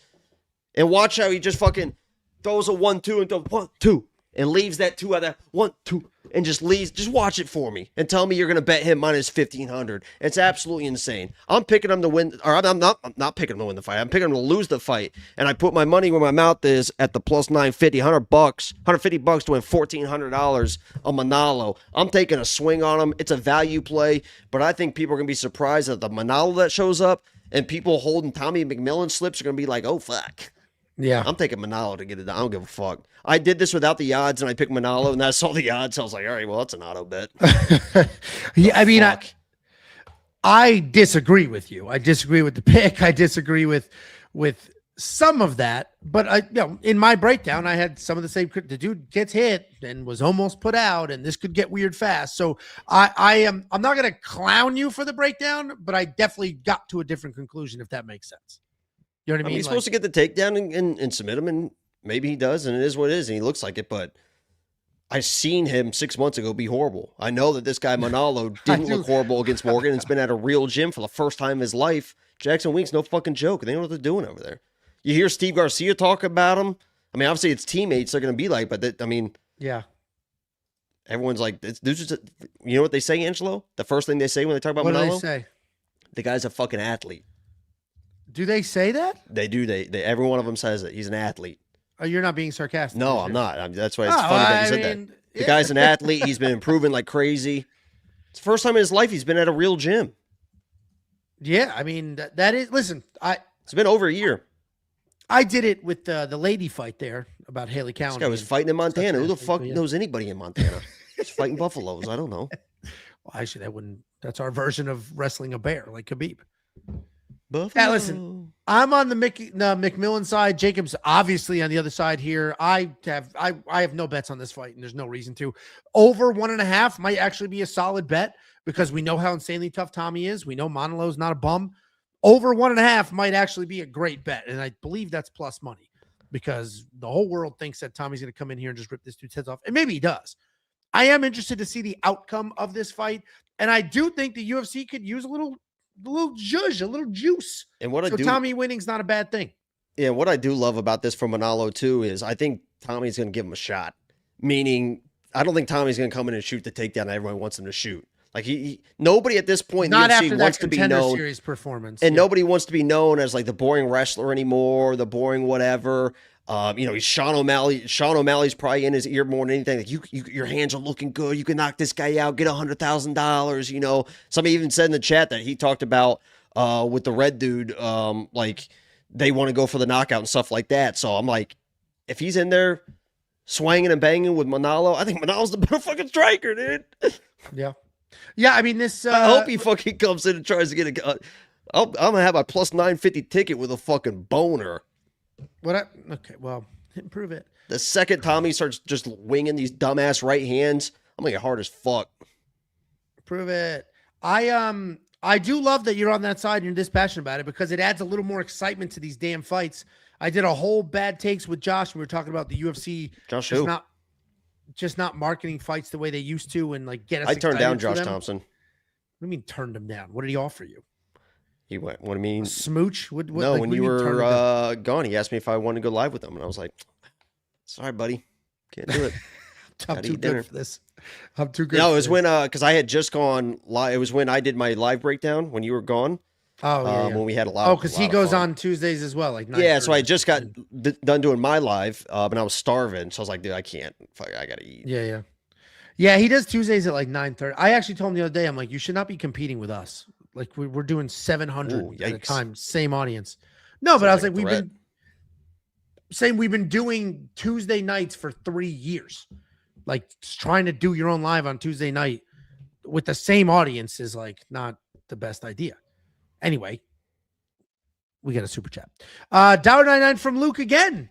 Luke says, I'm not that Luke, but I still wouldn't mind a scrap with Jacob. I'll train you. I'll train you to fight Jacob. If anybody wants to fight Jacob and he accepts, I'll train you. All right? Unless you're an asshole, then I'll train Jacob. I don't need a trainer. I know what I'm doing. You're athletic. Next up, at UFC Vegas 115, we have the co-main event of the evening, and this is a very important fight. I know people love to complain when lady fights are at the top of the card, but we have the former world title challenger taking on a very good Tabitha Ricci, and these odds be yo-yoing. We had Virna Jandiroba as a huge favorite. Then Virna Jandiroba squarely as the dog. Dead even money earlier today. I think she's the favorite again right now at like minus 115. Nothing crazy. This is going all over the place, and I kind of understand it. Virna Jandiroba, 22-4 in her career, 4-1 in her last 5, coming off that title-challenging loss. Did you pick Virna in that one? Against Mackenzie McKenzie? Dern, yeah. And I thought she won, frankly. Okay. There you go. Taking on Tabitha Ricci. Did you pick Tabitha in her last fight? You fuck bitch. Hey. Yeah, thought so. 12-3 in her last 5. 12-3 in her career. 3-2 in her last 5. Just moved a metal plate in somebody else's face. This is a striker versus grappler matchup. And it's a little unfortunate because Tabitha Ricci, we'll start on that side, used to be a grappler. She used to use all this muscle that she's got going on, work her way forward, be busy, drag you to the ground. And on top, she's got great pressure, great control, can move from positions and make something happen. Then she started dating a boxer, and now she thinks she's a boxer. And the hands are kind of doing what they're supposed to do, but the range isn't quite there. The timing isn't quite there. The speed is there, though, but there's not really a ton of power. She did just like do Amanda Hebos pretty dirty there, but it was a perfect elbow to the cheek. Like it was just literally perfect circumstances. I wouldn't take that fight and then be like, oh, Tabitha's knocking bitches out, because I just don't think she's quite there. Virna Jandiroba on the other side is the exact opposite fighter. The striking, not good at all, but a relentless grappler. She is going to move forward. She is going to get her hands on you, and she's going to drag you to the ground. And she has been doing that in fight after fight after fight. She did it in her last fight against Mackenzie Dern. I thought she beat Mackenzie. She had 8 takedowns, a ton of control time, was never really in any submission danger. Mackenzie had a little more volume, but Virna was landing Did big, you think moving Ricky forward. Simone won? No, I did not think Ricky won, but because I thought it was a draw. I thought it was Ricky won the first, the second, 10-8, the third. I was good with that draw, but I didn't think Ricky won the fight, and I didn't think that, I didn't think that the win would have gone the other way either to Yakhyaev. Especially, like, I do factor in where they are. They're in Seattle. Like, they'll give their own guy a little juice there. But Virna Jandiroba just needs some takedowns. And she gets takedowns in every fight. There's not a fight where Virna's trying to get takedowns and not getting them. And I think that's what we have here. I think Virna gets Tabitha against the cage, drags her to the ground, and keeps her on the ground. Tabitha does not have this big one-punch knockout power to make something happen on the feet. She doesn't have her own good enough wrestling to get a takedown if she wanted one offensively. And I don't trust her takedown defense against somebody like Virna. I think Virna kind of just does what she does. Boring, slows the pace, takes her down, holds her down. Virna's the pick. I bet on Virna. I understand the odds getting closer. I don't understand going from 2-1 to dead even. I think Virna should probably be minus 130, minus 140. But I understand people being on the Tabitha side because I assume that you assume she's fast and mobile in her hands, and look what she just did. But Verna's taking people down, and I think she's going to take her down. What do you think, Jacob? Yeah, I've been very anti-Verna, but I was impressed. I said that she's got 1 round of cardio and then she's going to fade, and I was very high on Mackenzie Dern in that fight. I think one of my bigger bets was on Mackenzie Dern in that fight. So I was impressed by the tenacity, the 5-round tenacity of Verna, but that's it's the same thing that we talk about with footwork and footwork and footwork and footwork. Tabitha Ricci's a girl that doesn't really stand still. She doesn't have quite the movement of like a Natalia Silva and stuff like that, but I think it's going to be enough to disrupt the timing of Verna. Like Mackenzie will just kind of fucking stand there, and these other girls will just kind of stand in front of her. And when you start moving around on these wrestlers, it makes them work a little bit more, and that's when they start getting fatigued. And even if Verna's getting the takedowns, I think Tabitha Ricci, even if Verna's getting to like the hips of Tabitha, I think she can kind of defend those takedowns. She was kind of getting thrown. She got thrown by Rebus, but Verna's not really. She's more of like an actual like old school wrestler. Like she'll grab a single once to get to the double and stuff like that. But I'm not gonna be crazy surprised if Verna comes in and gets enough takedowns to win this fight. I'm taking the Tabitha Ricci side just because I think she's gonna have the volume and the striking, defending enough the takedowns. But the Verna plays I get, it is what it is. But I think Tabitha's just gonna have the enough movement to kind of disrupt the timing of Verna. And once you disrupt that timing and she can't get the takedowns, I think she's going to be in trouble. Yeah, I mean, listen, there's certainly a world where, I mean, Verna's getting old and she was never fast. So you do need, if you're on the Verna side, as I am, we need her to corner Tabitha and get her to Did the you say ground. I am? As I am. I am? I didn't make one single Rob Schneider joke because I was like, let me class this up. Like she went out there, fought her ass off in a title fight, kind of got screwed. She doesn't need people like me. Let's play this game. Are you calling taking her the GOAT from the Adam Sandler CDs? This would be a good question for the chat as well. You button hooked me. Which bedroom are you walking into? Bedroom A has Melissa Gatto and Dione Barbosa, and bedroom B has Verna Jandaroba and Tabitha Ricci. Which bedroom are you going into? A. I think that's wrong. How?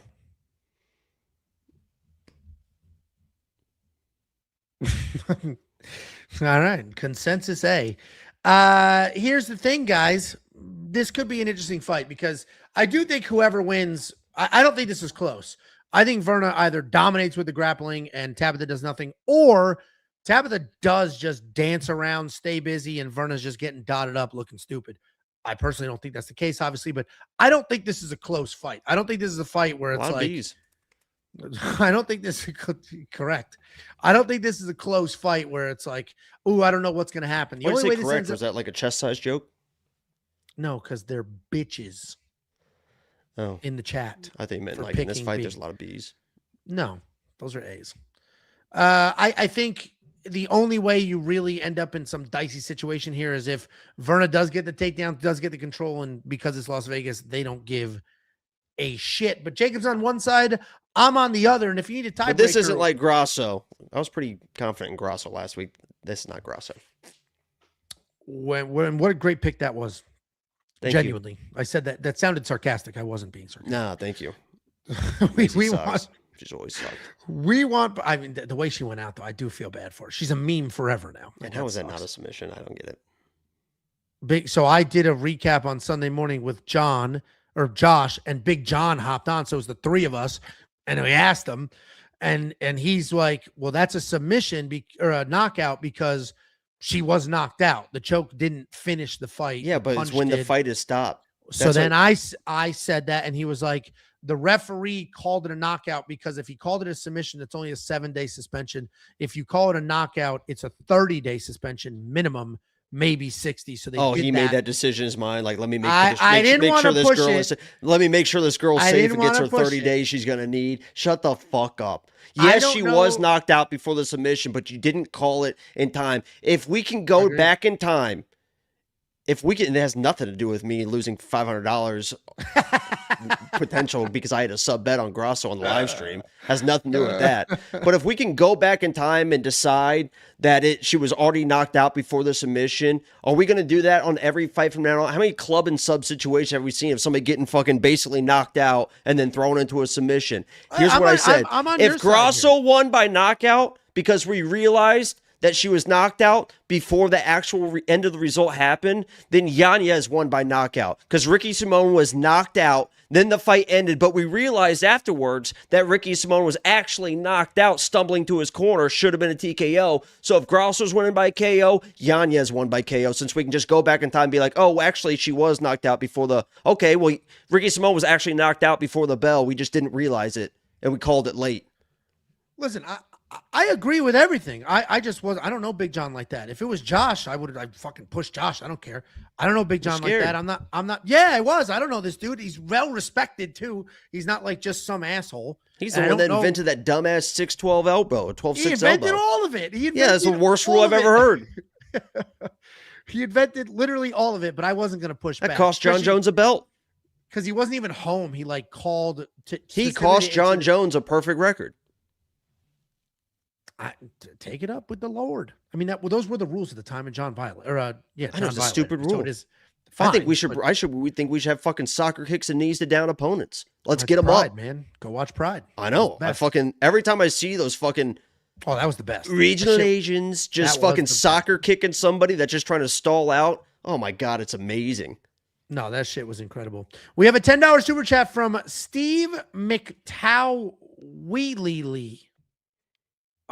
Wild last name. $10 super chat on everything Grasso won by sub. They scammed you. Some books paid out the sub. People are stupid as F saying it was a KO when the ref didn't move an inch until the choke was in. I fully agree. That's the whole point. Correct. He didn't. It's not like he started his motion like he was starting to stop the fight. He didn't start stopping the fight until he was like, oh, that sub's in deep. And then he goes up to... Dude, that's why, you know what's so funny? Josh tweeted, how is that not a submission, right? He tweeted that. Valid question. That's the same. We all had the same take, including him. And then thank you for the $10 super chat. Somebody replied saying it's in the video, you retard. And it's like, I'm watching the video. I'm like, yeah, it's very clear. He doesn't even move that direction to call the fight off until it's in. Yeah, watch. You tried to use the video as a checkmate for your side, but it's very clear that that's it. I can't, dude, I'm not built for the internet because I can't just let things go. It drives me freaking nuts. And if you watch the tape, she got the sub in, he called the fight, and she was moving. She didn't go completely unconscious after the fucking sub. She didn't even go out after the sub. The sub went in, she got it off, and then she turned and tried to wrestle the guy. Yeah. So she was still alert. And she tried to wrestle the guy after the sub was called. She wasn't flatlined right after that. I mean, I get it. And the rumor is she shit her pants and she was embarrassed. I saw that picture. I did genuinely feel bad. All right. Why? She was talking shit. Talk shit, get hit. That's what happens. She's talking shit about Shevchenko for no goddamn reason. She said she was boring. She didn't talk a ton of shit. She was talking a lot of shit. That's what happens. Talk shit, get hit. You learned that lesson. I sure did. Next up at UFC Vegas 115. Speaking of teammates fighting, we have Vannata Moicano. This is like taking us. on his direct and we know who's who. And trading partner, Chris Duncan. I don't give a fuck.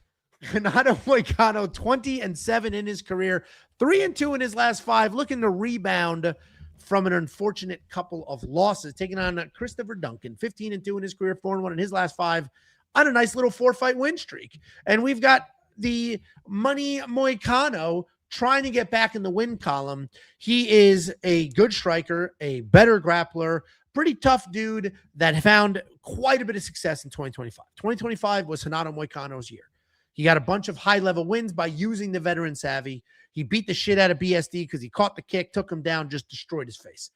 He's got decent striking. He's got very good grappling, and obviously he has a ton of high-level experience. Taking on Chris Duncan. Chris Duncan's a good striker. He's got good power, good combinations, somehow almost finished in every single fight, but manages to survive and then comes back. Chris Duncan is all-time tough. He's very, very hittable, though. You don't almost get knocked out in fight after fight after fight because you're defensively sound, but he's got such a good chin, it almost doesn't matter. Full disclosure, I don't think, ever picked Chris Duncan to win. Every single breakdown, I'm like, this other dude's going to beat the shit out of him. Chris Duncan he's way too hittable. He's almost finished in every single fight. And then I just keep being wrong because he keeps somehow pulling it off. Jordan Vucenic, dotting him up. He finishes Jordan Vucenic. Mataus Rebecki beating the fuck out of each other, in all fairness. The only reason Rebecki lost that fight is because his face was hamburger meat at the end of it. Then Terrence McKinney, that's a Terrence McKinney fight. Every fight's under 1 minute. It is what it is. When he's fighting Balaji Oki, he's getting lit up, and then Balaji shoots a takedown for no reason whatsoever, and he finds the choke. And the Lord gave him a second chance. That Balaji fight was fucking crazy. The Lord he got in the guillotine, got out of the guillotine. The Lord was like, there's your shot, Balaji. Be careful now. Be careful. And then fucking just jumps right back into another one and go, fuck, dude. It's the problem is, earlier when I was going on and on about some fighters just being athletic enough to work their way to a win, Chris Duncan is tough enough to work his way to a win, because if we match these two up skill for skill, I do think Renato's probably the more technical striker. Chris certainly is going to hit harder. Renato's definitely the better wrestler, definitely the better grappler, definitely has more high-level experience. But I'm going to pick Chris Duncan here. There is just something about a dude that you cannot finish. You can't finish this dude. The only variable to me, and actually he has been finished, but you get my point. The only variable, Jose Delgado. Oh, the power striker that took him down, took his back, and subbed him out pretty easily. That's very Jose Delgado's finishing everybody, dude. He's a finisher. Jose Delgado? You mean Manuel Torres? I'm thinking Manuel Torres, yeah. The X factor here, if you will, is how dialed in is Renato Moicano, because when I picked against him in his last fight, I sat in this chair and I said he is doing a million different podcasts. He opened the gym. He's doing everything other than training, at least seemingly. Just doing everything other than training. But he's been notably quiet. I've been purposely going to his podcast to see if he's on it, and he ain't. And he hasn't been on it for like a month. And he's not doing his own show on his channel. He's not doing the other one, the Show Me the Money. He's not doing anything. And there wasn't a falling out. He's just kind of locked in training. So that is an interesting variable, and I think it's because Renato Moicano is a very smart guy. And I think he's starting to realize, if I don't win this fight, that whole money Moicano thing, out the window. That's out the window. It's a big spot. I mean, this is a main event. Like, you win a main event, and all of a sudden your opportunities you're back in consideration of like big fights. He was one of the most popular fighters in all of 2025. You lose to Islam, people don't care, right? Nobody cares. It's Islam. It was short notice. Good for you. The way he lost down. No, he did not. The way that he lost to Beneil Dariush was bad. He flatlined Darrius too. He did almost knock out Dariush, but a snipe right hand puts him down. But then that's sloppy. my thing too. And I was going to talk about it in my breakdown, but we can talk about it together, I guess. Yeah, is like it's yours now. Like Darrius is, I mean, he's one of the best grapplers he got out grappled by Darrius, and people are like, I can't believe that happened. Darrius was out grappling Gamrot. Darrius, like he is a fucking one of the best grapplers in the division, if not the best grappler. Like pure jiu-jitsu type guy. Darrius is no fucking joke. He dropped Darrius in the first, got out wrestled by him in the second, but then he was winning scrambles and walking forward in that third round. He just didn't have enough left in the gas tank. Like he was just tired. Problem. Like he was gassed in that fight. And if this turns into, a back and forth grappling match, it could turn into that fight. Did you want me to just go on my breakdown? Who'd you pick? Chris Duncan? No, yeah, I picked Duncan for the intangibles, but I only, your breakdown. I just chimed in real quick because I picked against him, being like he might not be prepared. And this time it's a little weird because he might actually be prepared. Yeah, I mean, it really is. And the most frustrating part about this fight is it's always tough when you have teammates. These guys are teammates, so they know each other, whether they actively were training with each other, rolling. I'm sure they fucking roll with each other. Class. I'm sure they fucking have rolled or whatever. So the frustrating part about this is kind of a twofold. Number one, a lot of times when teammates fight, it gets a little bit weird. Like they're either striking when you think there's going to be wrestling, or there's going to be more grappling, or they're kind of, it's a little bit different, I think, than the MVP and, Sam, but those guys had trained together. And so it seems always a little bit weird when teammates train together. But the second part is these guys know who's better. Like, I feel like these guys know. One of them knows for like, sure. one of them knows who is going to be better. Like, I think that MVP Sam Petersen fight, Sam Petersen knew, I can't fuck with this guy on the feet. Like, I think the way he fought that fight was like, I'm not even going to try. Like, he didn't even try.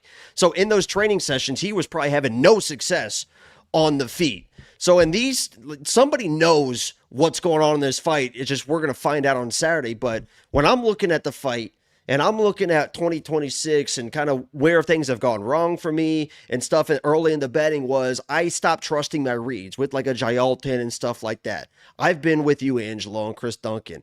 I feel like fucking what's his name in Breaking Bad. Every time Chris Duncan wins, I'm like, he can't keep getting away with this.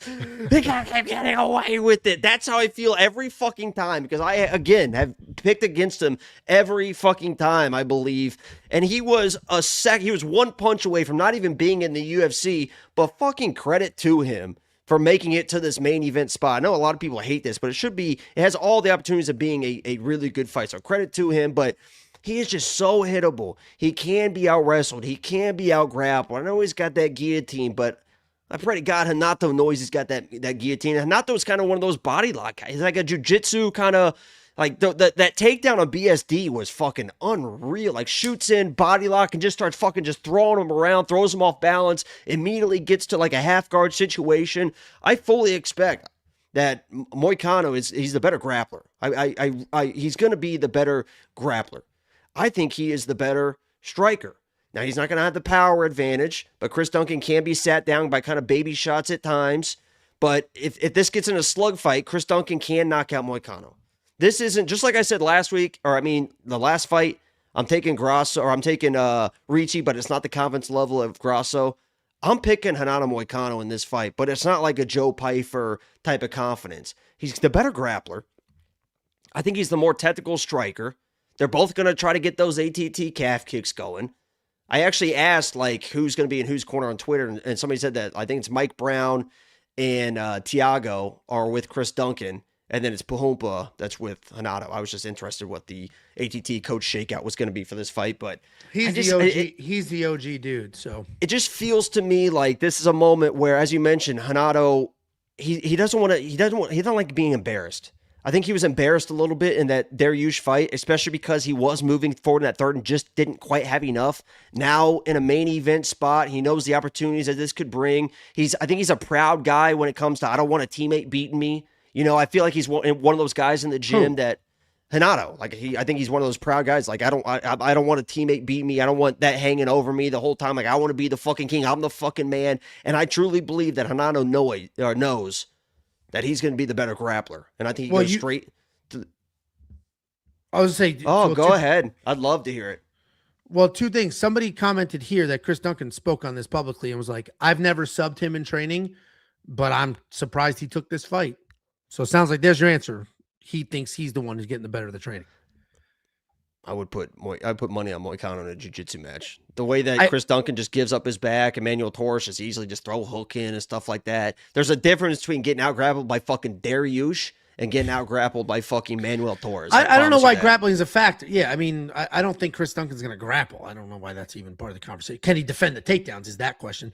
But we watched Chris. You started this with teammate versus teammate can get weird, and I 100% agree with you that it absolutely can get weird, especially if you respect the person. But we watched Chris Duncan fight his teammate already, and he didn't give a fuck.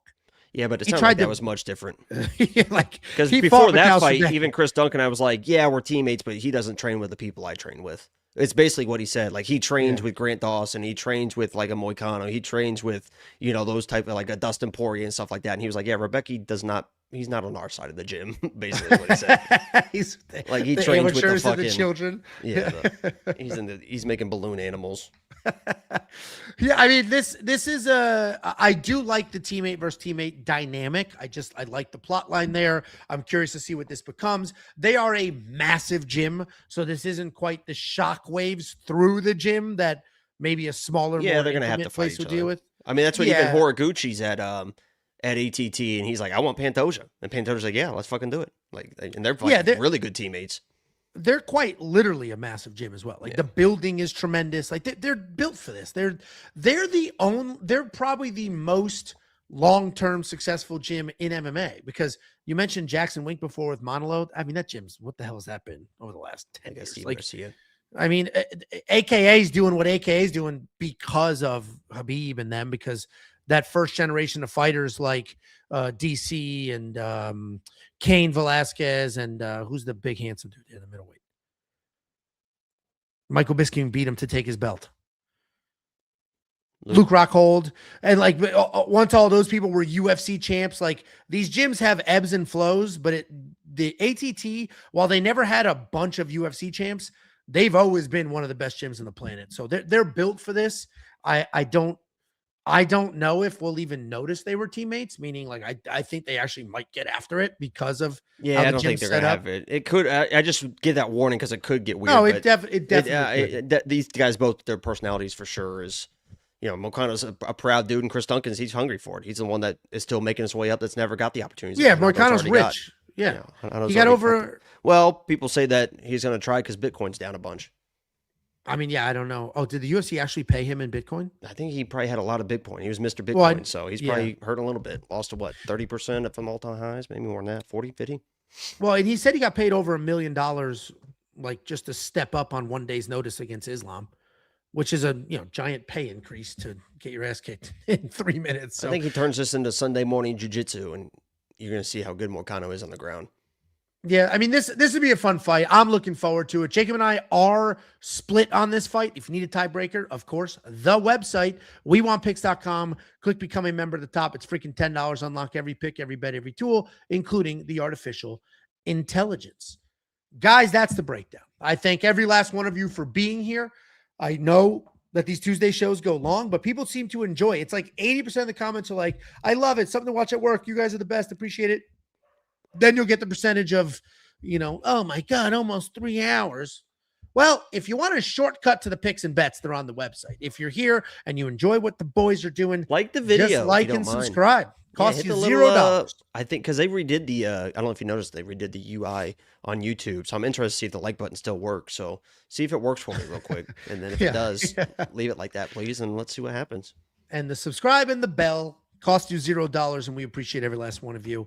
After that, check out the website. I'm not going to do the full premium pitch because you heard me do it 15 times this video, but we frankly have built the best offering this space has ever seen. It is not just a list of bets where we're crossing our fingers and hoping for the best. We have tools. We have an AI. We have literally everything you could ever want or need at wewantpicks.com. Here's the 4 events that you'll get for $10. You'll unlock every single thing for all these events. We got a couple of super chats. We have a $4.99. No, I'm not. Jesus. We got $2 from Steve, the long one. When Grasso grabbed the neck, Barber's arms were moving. That is 100% true. And like Jacob said, she didn't fully go out. And then our last super chat here, $1.99 from YMCM B9, a hold number. He just posted. He's talking about Moicano. He just posted on his Portuguese channel last week because I said Moicano's been notably silent on. And you can have free time. People, I know a lot of people were talking shit about whoever, like, oh, he's playing. Oh, Max, like, oh, he was playing video games and stuff like that. Do they have so much free time? Like, yeah, they can train 3 times a day and still have fucking a few hours at night to fucking just. Half their training is relaxing. Fighters have more free time than any other athlete. Yeah, and one of the most important things is recovery. So just fucking doing nothing. 100%. Fighters have nothing but free time. But guys, we appreciate you. We do these. We've been doing these a little earlier than usual. The views are spiking at 700-800. I appreciate you. I know Jacob appreciates you. Thank you so much for being here. Here's a picture of me and Guillermo Pat under 2.5 minute KO. There it is. Call my shot. There you go. Enjoy Jacob's live stream. I assume you'll live stream. Maybe not. It's the Saturday before Easter. So, but thank you guys for being here genuinely, and good luck this weekend.